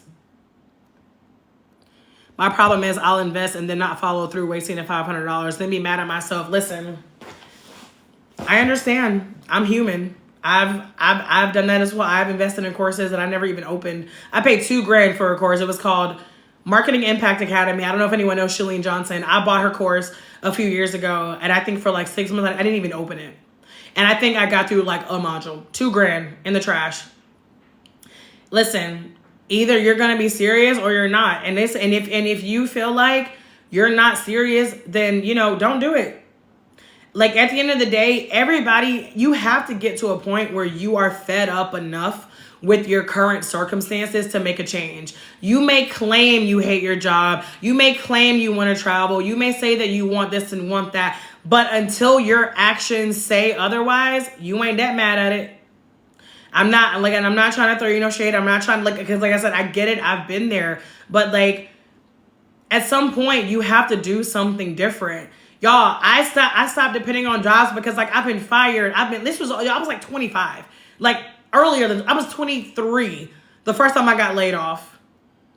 I was 25 or 26 when I got fired. There were like 2 jobs I had to leave because like the environment was so toxic. Like these jobs don't give a fuck about us. So it's like we're putting in 40, 50, 60, 70 hours a week into jobs that would drop us like a hot tamale. Into jobs that, and especially if you were in corporate America, ooh, we out here afraid to take off work. We out here sick and still trying to go to work because we're afraid of getting in trouble. We're afraid of what somebody will think. We're afraid of what our managers will say. Y'all, your life does not have to be that. You just have to decide that it's going to be something different. If you struggle with like investing in things and like following through, like I said, I get it because I've been there. Go within. Go within and do some work within yourself. Like really start to think about what is it that you really want and what you're willing to do to get there. What I tell people all the time, I've been using this chapstick I got in Vietnam. It's supposed to be clear, but it always makes my lips red. Look, literally, it's not red, but it makes my lips red. Anyway, choose your hard. Choose your hard. No one is going to get out of life without doing hard things. Nobody. But for some people, they would rather have the hard of a job that they hate. They would rather have the hard of living check to check, having to ask permission to take off, only being able to travel for certain times a year, having somebody tell you that even though you're sick, they still do the assignment by the end of the day. Some people would rather have that hard than the hard of investing $500 and putting in the time and the effort and the mental, physical, emotional, spiritual energy to learn how to become a different person so you can create the life that you truly want to live. Some people would rather choose the hard of complaining about going to a job every day rather than finding something that can make them money from anywhere where they get to work for themselves. Like entrepreneurship isn't easy. I can't tell you how many times I've cried, how many times I want to be like, fuck this shit and quit. I literally cannot tell you. It's not, it does not happen overnight. This is not a get rich quick thing. But at the end of the day, the time is going to pass anyway. I literally told people the first time I lived abroad was in 2019, y'all. Almost 5 years later, me and my husband are here. 5 years. But you know what? The time was going to pass anyways. Thank you for the roses. The time is going to pass anyway. The question is, what's going to be different about your life in 2 months, 3 months, 6 months? If you decide to get fucking serious, your life can look completely different 6 months from now. And I know because 6 months ago, I was burnt the fuck out in a job where I literally have PTSD from the sound of Microsoft Teams. I know. Because 6 months ago, even though I was in a 6-figure job and from the outside looking in, I was like, oh, well, you know, you have this, y'all. We were in a 3-story townhome, 3 bedroom, 3.5 bathroom, garage. Like we had all the things. We are happier in this fucking 1-bedroom Airbnb in Thailand eating 50-cent chicken for breakfast. What life do you want to live? We are powerful creators, but you have to be willing to have the courage to get out there. You got to be willing to get out of your comfort zone. When is the last time you got out of your comfort zone? When is the last time you failed at something? If you can't remember the last time you failed at something, then you're probably not getting out of your comfort zone as often as you could be. It's probably time for you to do something courageous. People are like, oh, you know, you're so confident. Bitch, because I had to get here. Confidence is a skill. In order to be confident, you have to be willing to look stupid. You have to be willing to embarrass yourself. You have to be willing to do something that feels so uncomfortable because that's where confidence comes from. When you decide to try, even when you're scared, that's when confidence, and it doesn't even matter what happens afterward. But so many people won't even try. They won't even try because they're too scared. They're too embarrassed. They won't even try, y'all. We're so afraid of what these random people on the internet are going to say. Who cares? You think people don't troll me? You think people haven't said horrible things to me on the internet? You think people haven't called me fat and ugly and black and stupid? You think people haven't said all this shit to me? You think I give a fuck? First of all, let me scale it back. I'm human. Will I sit here and lie and say that there haven't been moments where like I've had my feelings hurt? No, absolutely. I've had my feelings hurt by people who are closest to me in my life.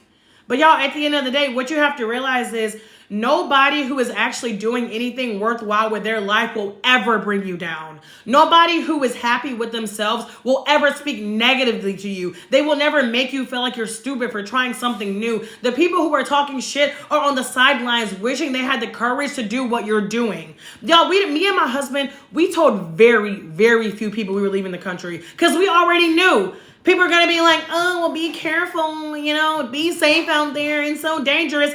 Bruh, people getting punched in the face in New York for existing.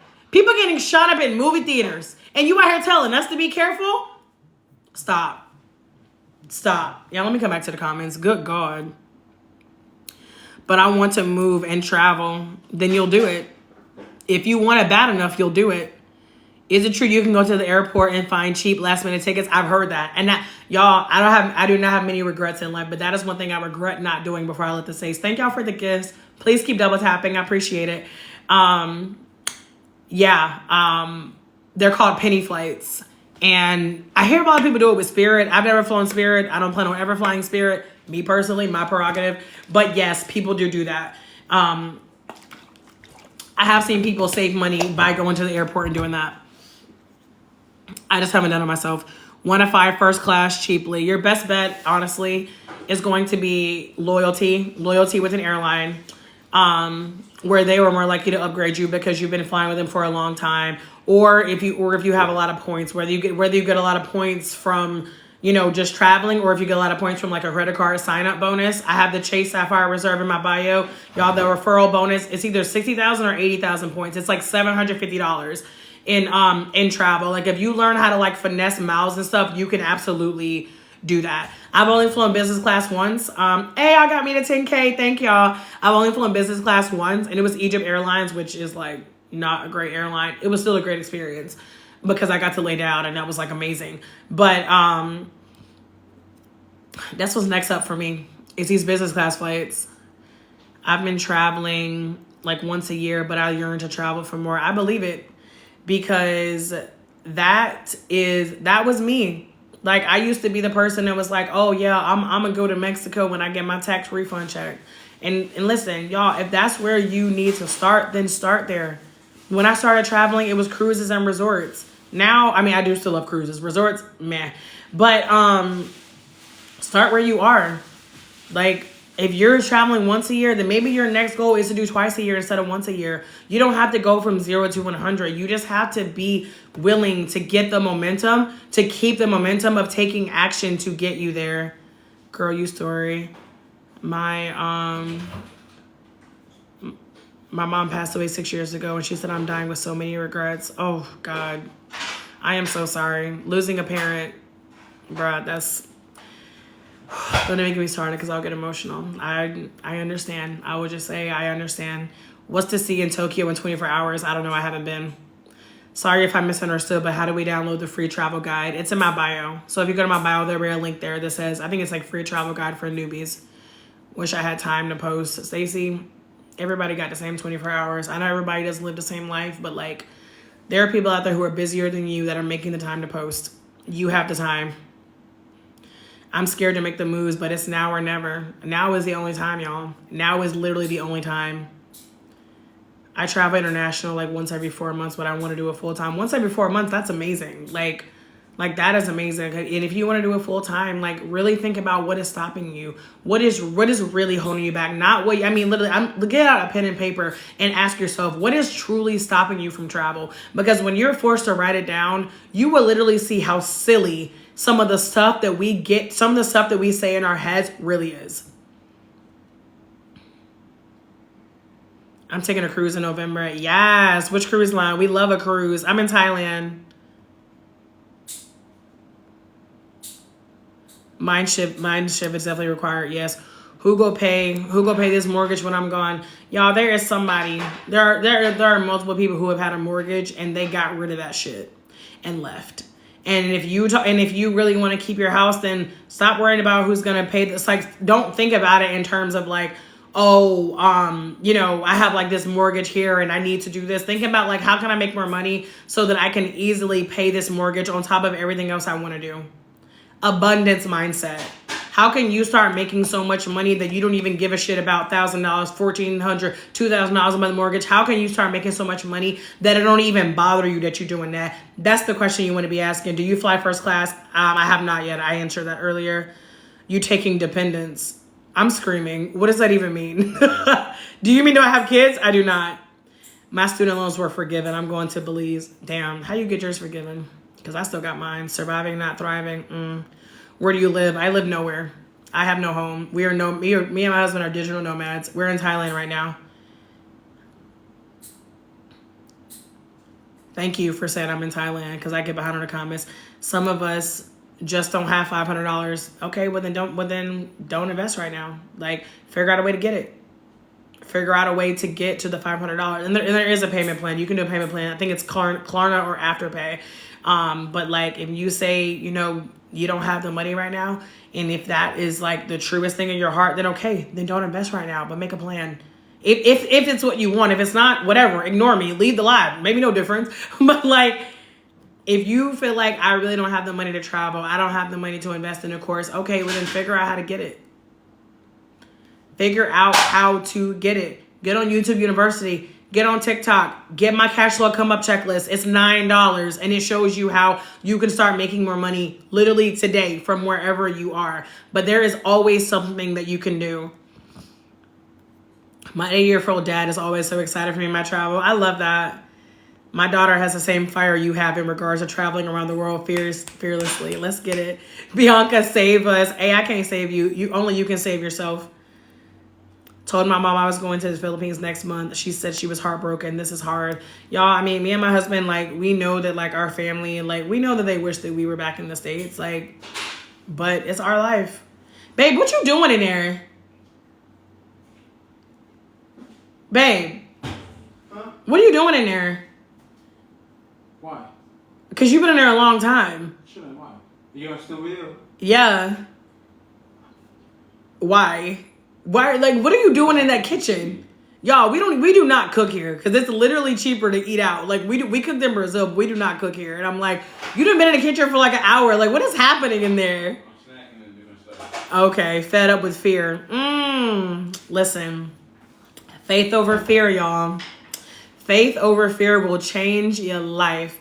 What do you get in the $500 course? Stacey, that's a great question. So in the course, it literally shows you digital marketing from start to beginning. Jesus, from beginning to end. So you will get like the intro to digital marketing, kind of like what it is, what your options are, what are some of the things that you can do. You will learn how to like create like your own brand. You will learn how you can choose a profitable niche if you don't already have a niche in mind. You will learn how to like identify your target audience. You will learn like branding. I'm trying to think what else. You will learn like branding, content strategy, social media, email marketing so you can sell via email, blogging, affiliate marketing. Literally everything you need to make money online is in the course. Take it from somebody who's been making money online for years. And like I said, I've invested tens of thousands of dollars. I have never seen anything like this for $500. I have paid, I can't do math, 10, 5, shit, that's bad. I've paid more than 10 times what I paid for this course and gotten less, y'all. Literally, and if you go to the first link in my bio and scroll through the page, you'll see like more details of like what you get. And also, y'all, if you get the course, you also get my cash flow come up checklist for free. You get my budget travel masterclass for free. You get my morning routine guide because y'all, I'm a morning routine girly. I believe in how you start your day will set yourself up for success. I started talking about morning routines on my other page and like I saw how many people were like, oh my God, I want a morning routine so bad. How do I do it? I even give you a guide on how you can set up a morning routine that you can actually be consistent with so you can stick to this. So if you do decide to invest in the course and you feel like, okay, but how am I going to make this work? you know, am I just going to sign up for this and not do it like stuff I normally do? Like, start setting yourself up for success as soon as you, and for success, whatever success means for you, as soon as you get out of bed in the morning. Like, I gave those 3 bonuses in there because that is how much I love this course and how much I believe in it in terms of its ability to help you, make as much money as you want to make online. Are you a travel agent? I am not. But there's a travel agent in my bio if you scroll down to the bottom. And I do refer people to her. I just put in my notice, worked there 18 years, no backup plan. Been there, not 18 years. I don't think I've been in a job more than, I've never even made it 2 years in a job. Y'all don't judge me. 18 years, bravo. That's courage. That is absolutely courage. What do you plan on doing? Like, I know you said no backup plans, so maybe you don't have plans. I've done that, so I am not judging you in any way, shape, or form. Like I said, faith over fear.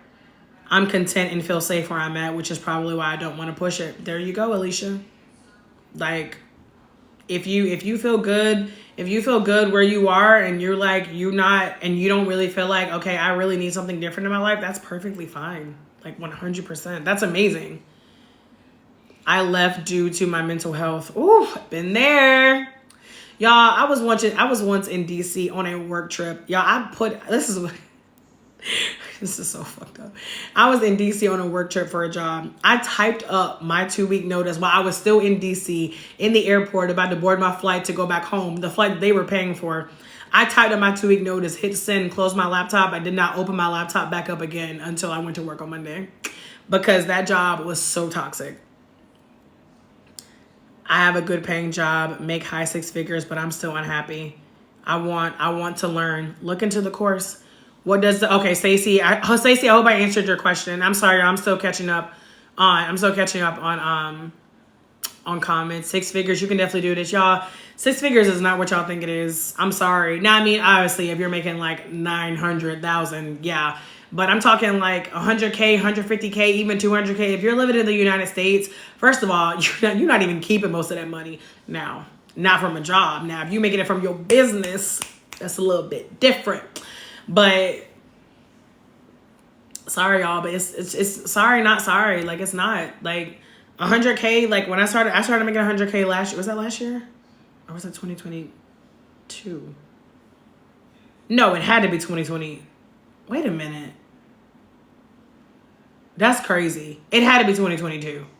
Yes, it was 2022. Wait, that wasn't last year. What the fuck? You know what? This is what I mean about time. Anyway, I started making 6 figures, and I mean, I was like, oh my God, blah, blah, blah. And it's not like I wasn't grateful for it, but like, y'all living in the US, like, you were so inspirational. Thank you. Thailand, going there this year. Let's get it. Not 50-cent chicken, 100%. How old are you? Exuberating with confidence. My daughter is 22 and she talks with the same fire. I am 31. Adopt all of us.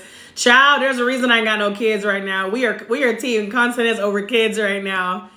No, you were right. You are right. No one about their own life got time to worry about yours. Y'all, send me a message, please. I want to travel. Tiffany, send you a message for what? What you want to talk about?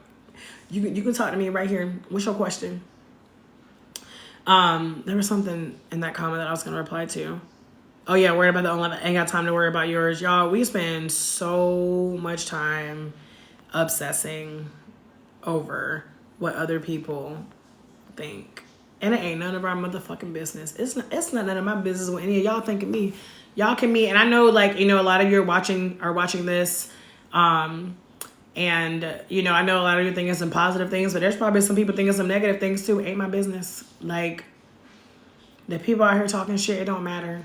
Y'all, I used to get so, like, emotional, feeling like I wish I had more support from my family and my friends in terms of entrepreneurship. Like, I always felt like I could have been supported more. I'm gonna just be very honest with you. And then I got to a point where I was like, you know what, Bianca? They're living their own lives, like, doing the best they can. Like, I can sit here and like be mad about that. I can sit here and stress about that, or I can just decide to keep pushing forward and do what makes sense for me, do what feels good for me. Everybody's not gonna support you. Everybody's not going to understand. Y'all think people understand why me and my husband decided to up and leave the U.S.? People have literally came in my lives like, oh, well, you'll be back. Trust me, I've been around. The U.S. is the best and, whatever. And I'm like, say what you want. Think what you want. It doesn't matter. Like, and who's to say we will never come back to the States? Yeah, I mean, we might. Like, whatever. Who cares? We're here now. We left. We left. We do not have a home in the States. We have a storage unit.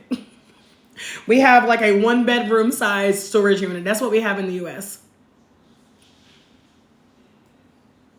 It wasn't because it wasn't scary. There are days me and my husband look at each other and we're like, what the fuck are we doing? Did we really do this? Like, I can't even, y'all, being in Asia, being black in Asia is like a very surreal thing.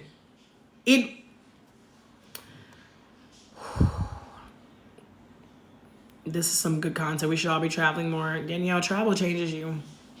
There's a reason people are addicted to travel. Travel changes you as a person. You become a better human by traveling. Like, y'all, you become more kind. You become more empathetic. You become smarter. Y'all, I would have never known how ignorant I was living in the United States in my own little bubble until I traveled. I had no way of knowing that, y'all, until I started traveling. Mediterranean cuisine, 15 ports. Stacey, I might have missed something. I mean, me as a dependent Bianca. I'm screaming. 24. That's amazing. Thank you, Michael. I feel very proud. Hey, brother. I'm screaming. He just went and got in the shower. So y'all can still see him. Oh, maybe in the mirror over there. $500 for what just got in the live. Lala, so I was talking about a course that I have in my bio. It's the first link in there. It's called LipoMax Learn and Earn Profits Online, and it teaches you how to build a digital marketing business from the ground up. I started talking about digital marketing and affiliate marketing on this page because so many people, when I started going live, the number one question by far, what do you do for work? What do you do for work? How do you travel? How are you traveling so much? You don't have to work. And I'm like, y'all, it's 2024. You can work from online. Y'all, my husband had never worked remote in his life, and he's out here. He out here. He's like a personal trainer. He does like corrective exercise too, but like he can take clients online. Being an online personal trainer is like a very, very common thing now. Like, and I know there are some things that you cannot do virtually. Like, my brain was like, are there? Yes. I'm sure there are some things you cannot do virtually. And like, y'all, it doesn't have to be living abroad. Like, you don't have to leave the country for good in order to travel, but just start. Like, just start. Are you leaving Thailand, going somewhere else? Yeah, we'll be in Japan in a few weeks. We have not settled on one destination yet. We're still moving around, but we were in Brazil in February. We were in Vietnam in March. Then we went to Bali for like 5 days, and now we are in Thailand. I'm looking into taking voyages back to back, MIA, then to PR to PR, but the price for solo travel, yeah, I'm not gonna lie, y'all. Solo travel can, listen, excuse me. When you're not paying for everything yourself, I will admit it is 100%, it is less expensive. I've literally had people in my comments on live, like planning trips together because of how many people want to travel, but like they, for whatever reason, right? A variety of reasons, don't want to be solo. There are travel groups out there. There are Facebook groups. Like, if you truly don't want to travel solo, there are people out there. Now, obviously you got to be willing to take that chance. You got to be willing to travel with somebody and find out if they're a good travel partner. Yeah, I would start small. I wouldn't do no crazy shit at first, but it's an option. But look into my budget travel masterclass, because I think especially for solo travel, if you want to know how you can get like the best deals, how to like never pay full price for an Airbnb, how like when to book like the best flights, like budget travel destinations, all of that. I have that in my budget travel masterclass, which is in my bio. 18 years, too many regrets. I believe it. My daughter is traveling to Asia after grad. Is it safe? Is it safe in the United States? We ain't had no issues. Girl, don't worry about people. Live. But that's literally the message I've been trying to preach, y'all. Stop not living your life because of other people. And whether, I mean, even people who tell me like, I want to travel, but my husband don't want to travel, then go without him. My trips never make it out the group chat. Go without them. I don't got nobody to go with. Go by yourself. Go in a travel group. oh, well, they don't support. I want to start a business, but they don't support me, and do it without their support. Clap for your damn self. It is your life. Y'all, we are going to die alone. I don't care if somebody is holding your motherfucking hand. We are dying by ourselves. You have to live for you. I've been to 24 countries. Probably, no, I know more than half of those, they were not with my fucking man. They were not. They were either by myself, in a group, or with other people. I love my husband to death, but my husband, and he never would try to stop me anyway. But like, he knew if I want to go, I'm going to go. Like, people underestimate the importance, the value, the courage and confidence. When you are willing to feel the fear and do something anyways, that's when your life starts to change. That's when a universe starts to see, oh, they're serious. Oh, she's serious. Oh, she really wanted. Oh, she taking action. Let me go sprinkle. Y'all, let me tell you some wild shit that happened to me this morning. You want to talk about being powerful creators, being powerful manifestors? Y'all, I'm about to embarrass myself. Do y'all see this? Y'all, I need my hair redone. I got my hair braided in Vietnam, less than $40. I got my hair braided in Vietnam, right? I need my hair redone. And I was thinking, and I keep going back and forth like, oh, maybe I'll learn how to braid my own hair. We'll see. So I was telling my husband this morning, I said I need to get my hair done. I need to figure out what the move is, whether I need to try to learn myself or I need to find somebody. I said I need to get my hair done. Y'all, I went upstairs, not outside. I went upstairs to the gym in our Airbnb. There's a girl in there with her hair braided. And you know what I did? I took a little bit of confidence. I took a little bit of courage, because we get real weird whenever it comes to talking to strangers. Introverts, I'm talking to you. Maybe some extroverts too. Listen, I'm an introvert and extrovert. I get it. I took a little bit of courage. And listen, y'all, I could have asked her when I first saw her, but I'm not going to lie to you. I didn't. I got on a treadmill. I did my workout, and I was like, and I had the thoughts. I was like, what if she's not really that friendly? Or Bianca, she might, no, here we go. Bianca, we're in Thailand. She might not even speak English. Bianca, how the fuck will you know if you don't ask? Oh, but it's her workout. I don't want to interrupt her. I took my ass up to her on that treadmill, had on headphones and everything. Gym etiquette, I have on headphones, don't talk to me. I don't care. I went up to her. I said, hey, do you speak English? She said, yes. Boom. Didn't even have to pull out my Google Translate. I said, did you get your hair braided here in Bangkok? She said, yes. Boom. Number 2, I said, who did your hair? She happily hopped her ass off of the treadmill, pulled out her cell phone. Pulled out her phone. Y'all, I now have I got a plug to get my hair done now. Be willing. Be willing to get out of your comfort zone. Y'all know I could have been like, oh, I'm not going to bother her. She looks tired. I could have chosen to not even try. And instead, I did. Y'all, I'm nobody special. I'm from North Carolina.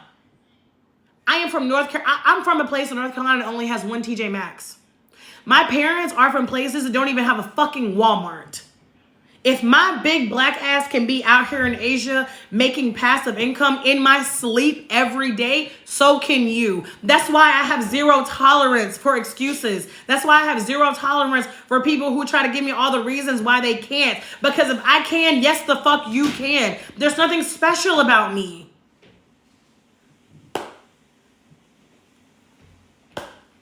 Let me get back to these comments. The food in the U.S. is horrible. I'm telling y'all, me and my husband been losing weight without even trying. And trust me, it's not because we're working out more. Because we're not working out more, and we are eating more, and we are losing weight. There are so many ingredients in the United States that are not even legal in many countries, y'all. Don't even get me started. I could do a whole live on that. I'm black and Japanese. Yes, black in Asia. You asked where I was going on my cruise, Mediterranean. Oh, that's what 15 ports on one cruise? Baby! How long is this? Hold on, what? I need more details. Did you say this is Virgin? What the fuck? That is a long cruise. Holy moly donut shop. That is amazing. What country are you currently in? Thailand. How was Vietnam? Fabulous. I travel solo. People travel solo all the time. I don't talk about solo travel a lot because I don't really do it anymore. And so I feel like, who am I to be up here like, these are all the reasons you should travel solo, and I know I'm traveling with my husband. In my free travel guide, there is a girl in there who I love on TikTok. Her name is Claudia. And she posts a lot about solo travel. So follow her. Travel groups are all over Facebook. Yeah, 100%. There's a group called Black Travel Movement. I've planned so many of my trips around that group, y'all. Can we briefly see your husband? Screaming. He literally just said that in the shower. And just went in the room. If I would have saw this comment like 10 minutes before, I actually, listen, some of y'all who've been rocking with me for like the last few weeks going live, like I go live with my husband. Sometimes it's me and him, like sitting right here on this couch, and like people ask us questions. Or when I'm out walking, a lot of people will see my husband like in front of me, and like they be like, hey Mel, hey husband, like stick around. You will see him, trust me. I don't mind solo cruises, but the balcony is 9K. Woo! 9K? Your hair looks pretty. You're sweet. You were very sweet, but child, these things, it's time to take them out. My sister works at a cruise company. Oh, that's what's up. Universal language, period. Alicia, I didn't even know you were still in here. You must be at work because it's hella late for you. Y'all looking for a cousin. I'm screaming. I barely get along with her. Oh my God. Y'all. This is why I love live. I'm so glad I started going live, y'all, because I've met some cool fucking people. Like, I don't know y'all from a can of paint, and like, I be getting on here and just be having a fucking ball. Hold up, you are special. Alicia, you so sweet. There is something special about you. I mean, listen, everybody got a little secret sauce. I don't literally mean that like I'm not special. Trust me, I know I'm the bomb.com. But I just mean to tell you, I am not somebody who grew up with money, raised in like New York, where y'all, the place I grew up, you were either black, white, or Mexican. Like when I went to college, the level of shock I had at seeing so many fucking Asian people. Like I was like, I literally went to the most diverse school in the entire state.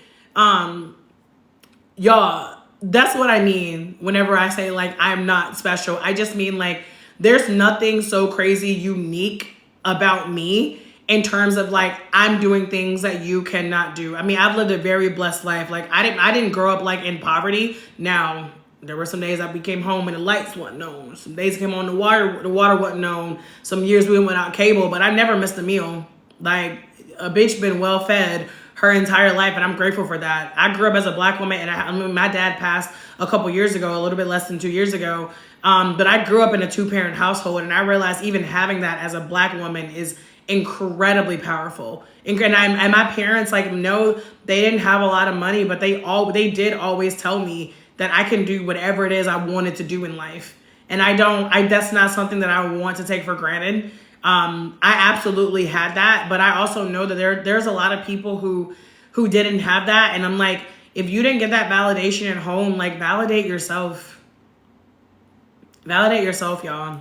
Like we got to stop seeking approval, support. And like I said, I say this so humbly because I know that it is something that I have struggled with. Like I have a tendency to seek validation, and I have to constantly remind myself, Bianca, you don't need nobody to validate you. The only person you got to impress is God, and God already sees you as perfect. So what you tripping for? I would love to live in NC. Dee, where do you live now? If you want to live in NC. I guess I need to find myself a husband. I am screaming on my way to time. Hello. You know me, secret sauce. I travel a lot, but never traveled solo. I've never done a full solo trip in terms of like, I've flown out of the country by myself and was by myself the whole time. I've flown, by myself multiple times. But normally at some point I would like meet up with somebody. But y'all, the other thing about solo travel, y'all, you're never really by yourself. There's people all over the world. Meet people. Like, even if you get there by yourself, meet people. Like, go on experiences. Like, they'll look at like language exchanges. Like, there's so many ways to meet people abroad. Like, y'all, that is like a lifelong goal of mine, is to have friends all over the world. I had a friend ask me the other day, because I told her I was meeting, I mentioned earlier, me and my husband we were originally going to be in Japan this month, and then we were going to do Thailand next month, but instead we flipped it because I have 2 friends coming to Japan, and one of my friends from back home was like, how do you just have, she's like, what do you mean you're going to meet friends in Japan? Like, how do you have friends all over the world? And I'm like, because I travel. Because I talk to people, because I get out of my comfort zone. So many people, and I hear this a lot in the U.S. I never heard this shit abroad, but in the U.S. people are like, I don't like people. That's fucking weird. It is fucking weird to not like people. We, by nature, are social beings. Like people, meet people, get to know people. The best thing about living is people. The relationships, the laughs, the experiences with other people. It doesn't mean you can't have a great time by yourself. You can, but like, talk to people. Y'all, people are kind all over the world. People are assholes all over the world. Like, and this is one of the amazing things about travel, when you realize people are people every single where you go. I did a video on this the other day because people were like, well, how do you deal with like the language barrier? What language barrier? This is human to human. I don't speak Thai. I have not spoken the language of any country that me and my husband have been in since we left the United States, and we've been to 5. And there is not one situation where I had a panic attack or where we couldn't figure it out because of the language. Not one, y'all. Let that sink in. I speak Spanish. Brazil. Oh, I'm lying. We were in Spain for a day. We were in Spain for like 10 hours. But that even that Spanish, I was like, what? I speak Latino Spanish. Anyway, Brazil, Portuguese, Vietnam, Vietnamese, Bali, Balinese. Well, yeah, it is Balinese. It doesn't matter. I'm not gonna go down that rabbit hole. Right now we are in Thailand. I don't speak any of those languages. We get around just fine. And y'all, if you speak English, y'all, people speak English all over the world. Use Google Translate. Point. Touch. Don't touch people. Touch things. You will figure it out. Girl, my boyfriend is going with me. I encourage having a partner. I feel it, Stacy. I travel. I lived abroad. I wasn't by myself because I was traveling with a remote year, but like I have traveled, like I've been like by myself traveling a lot, and I definitely, listen, I will agree. Having a partner is phenomenal. It is 100%. Like, not having to ever lift literally just not having to lift my fucking suitcase. Like, I am on like another level of spoiled. But at the end of the day, like, y'all, I didn't always have a man. Like, I was actually the single friend for the longest time. Like, my friends were blown away when I got married. My friends are blown away when I said I had a boyfriend. Like, I was single for a long time. Like, do not let that stop you. You grew up with love. I did. Sometimes it was tough love, but I did. DC. I can see why you want to live in North Carolina from DC. I can see that. Don't move to NC. We're full up. Oh, North Carolina done got expensive. If you only speak English, I literally answered that language barrier question before I even saw this question. I'm in NC. Hey, Mama Tracy, what part? I moved to 2 countries solo, but never vacation solo. I can see that though. I can see that. How do you get travel requirements to Turkey? I don't understand that question. The pandemic messed a lot of people up. Yeah, it did. It's because people in the USA are difficult. People are difficult all over the world. Can you give tips and requirements to travel to Turkey? I can't. I've never been. It's just cultural differences. Americans are highly individualistic. 100%. 100%. Yes. Many foreign countries require English in schools. Yep. Exactly. Tough love is good. No, listen, I give tough love, so I'm not one to talk. I'm very, listen, at Christmas time, me and my friends were having a party and we were playing, it was some drinking game, and it was like, it's kind of like you play with like a group of friends that you know, and basically it's like, who's the person most likely to, it's something like that, and literally, I don't even remember the exact question, but it was something along the lines of like, who's the asshole of the group? I literally went ahead and just grabbed my drink. I was like, I am the tell it how you see it friend. Like, y'all, which if you've been on this live, that probably doesn't surprise you. I would love to travel to Tokyo. Me too. We'll be there next month. I live in Germany. I would like more information on passive income. Hey, what part of Germany? I was in Stuttgart. Stuttgart, Esslingen, and Heidelberg. Listen, look at me about to speak in Spanish. Heidelberg, back in September. More information on passive income. Yeah, so the passive income that I make is, most of the money I make these days is from affiliate marketing. It's from being an Amazon influencer. The course I told y'all about, it's in my bio, the first link. That course walks you through how to get into the Amazon influencer program. Y'all, once you get in, making on-site commissions, like, that is the easiest money I've made in my entire life. And I make it every day. And I'm not even doing anything at this point. At one point, I was like more consistent with like uploading videos. And then I'm not even talking about social media. You don't even, well, you need social media to get approved. But like after that, you don't even have to post on social media. But that's where most of my passive income comes from. But it also comes from like digital products and like other digital marketing things that I do. I have a book on Amazon as well. So I told y'all, look at the first link in my bio, the Learn and Earn Profits Online. Like, with digital marketing, you can make passive income, whether that is affiliate marketing or whether it's posting on social media or whether it is blogging, whether it's the Amazon influencer program. Like, the course teaches you how to get there. But like, y'all, all passive income has to start off as active. Like, you don't just make, this is the only way that you're going to make, in my opinion, the only way that you're going to make passive income without having to actually do anything other than invest is something like stocks. Or like a high yield savings account, which I talk about in my cash flow come up checklist, which comes free when you get the Lipo course. That's the only way. I do make passive income every day from dividends from like my stocks and my high yield savings account. But if you're talking about being able to make like hundreds of thousands of dollars a day, I mean, hell, now if you got tens of thousands of dollars for savings and investments, go ahead. But if you don't, look into digital marketing. And ask me whatever questions y'all have about digital marketing. Like, I can do a whole lot with digital marketing as well. I mean, obviously this is like a travel page, so I try to make sure my content stays travel focused. But like I said, people are always asking me about like how to make money while traveling and like how to make passive income and how to be able to make money from all over the world. And so that's why I started talking about these things on this page. What are some of your favorite experiences from all the places you've traveled? Oh my God, that's such a loaded question. I could not narrow it down. I'm trying to think back. Oh my God, some of the most amazing experiences. Doing a banana boat in the Bahamas. That was one of the funnest things I've ever done. Here in Thailand, it's Thai New Year, and people are literally, right now, people are outside running around with water guns and like buckets of water and like dumping it on people. And so I participated, not yesterday, but 2 days ago. That was incredible. So fun.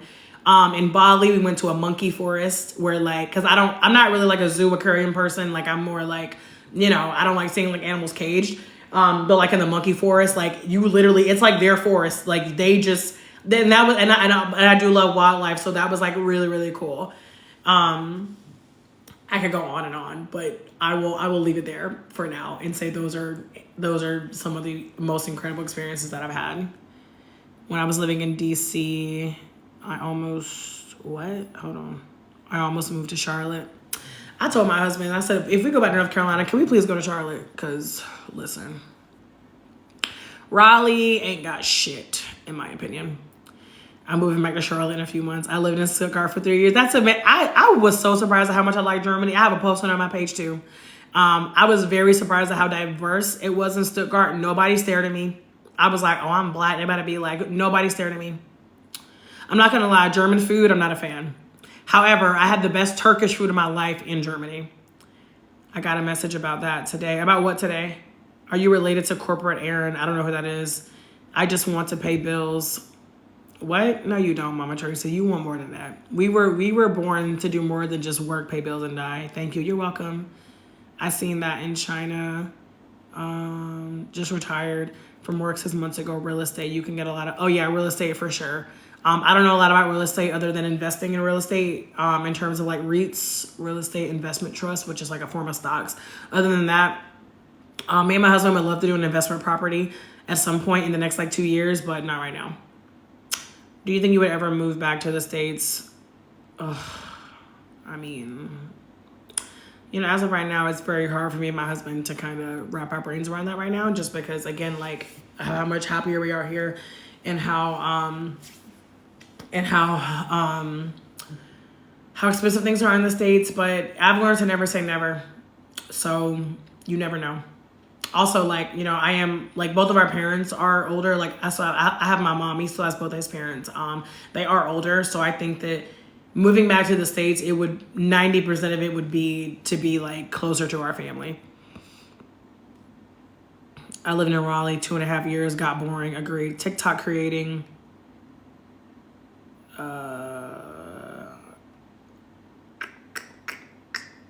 Oh, you got a message about TikTok creating today. Listen, y'all, it's not for everybody, but like y'all, even in the course of y'all, they even have a whole module on faceless marketing. Y'all, people are making money online without even showing their face. Like, you might be watching me and some of you might be thinking, oh my God, I can absolutely do this. And some of you might be thinking, I would never want to do this. And in both options are great. You can make money online without ever showing your face. Literally. I need to blow my nose. I'll be right back.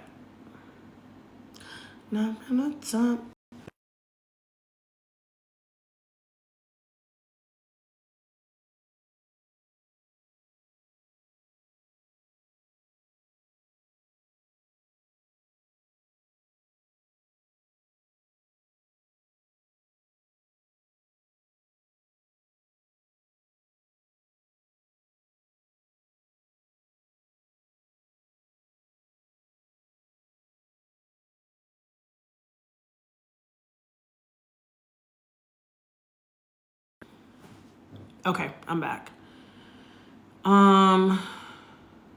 Where are you now? I'm in Thailand right now. Once you've lived abroad, you don't want to go back. There's literally so many people that are like, y'all aren't coming back. And I'm like, the fact that y'all say that says a lot. I was going to ask how expensive it is to live in these different countries. It depends on the country. Thailand is like stupid cheap. If you're making American money, like we eat breakfast for like less than $1. It's insanely cheap here. The Airbnb we're in right now is like $50 a night, and that's on the expensive side for Thailand. I hear a lot of people don't want to move back to the States. Yeah, everybody has different experiences. I'm going to start making content for EOG testing. That's coming up soon. Let's get it. I just started heavily investing in real estate 6 years ago, up to $18K a month. That's phenomenal. Property ownership gets you far. I believe it. I definitely want to look more into real estate.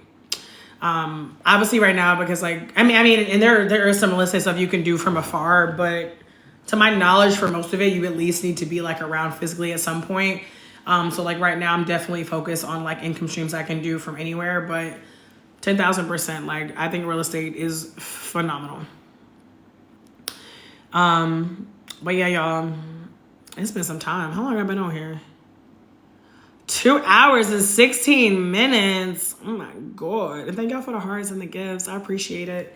Thank y'all for joining this live. Thank y'all for talking to me. I really do be enjoying coming up here talking to y'all. This will not be the last live. What happened to my little thing that was up? Damn, it just disappeared.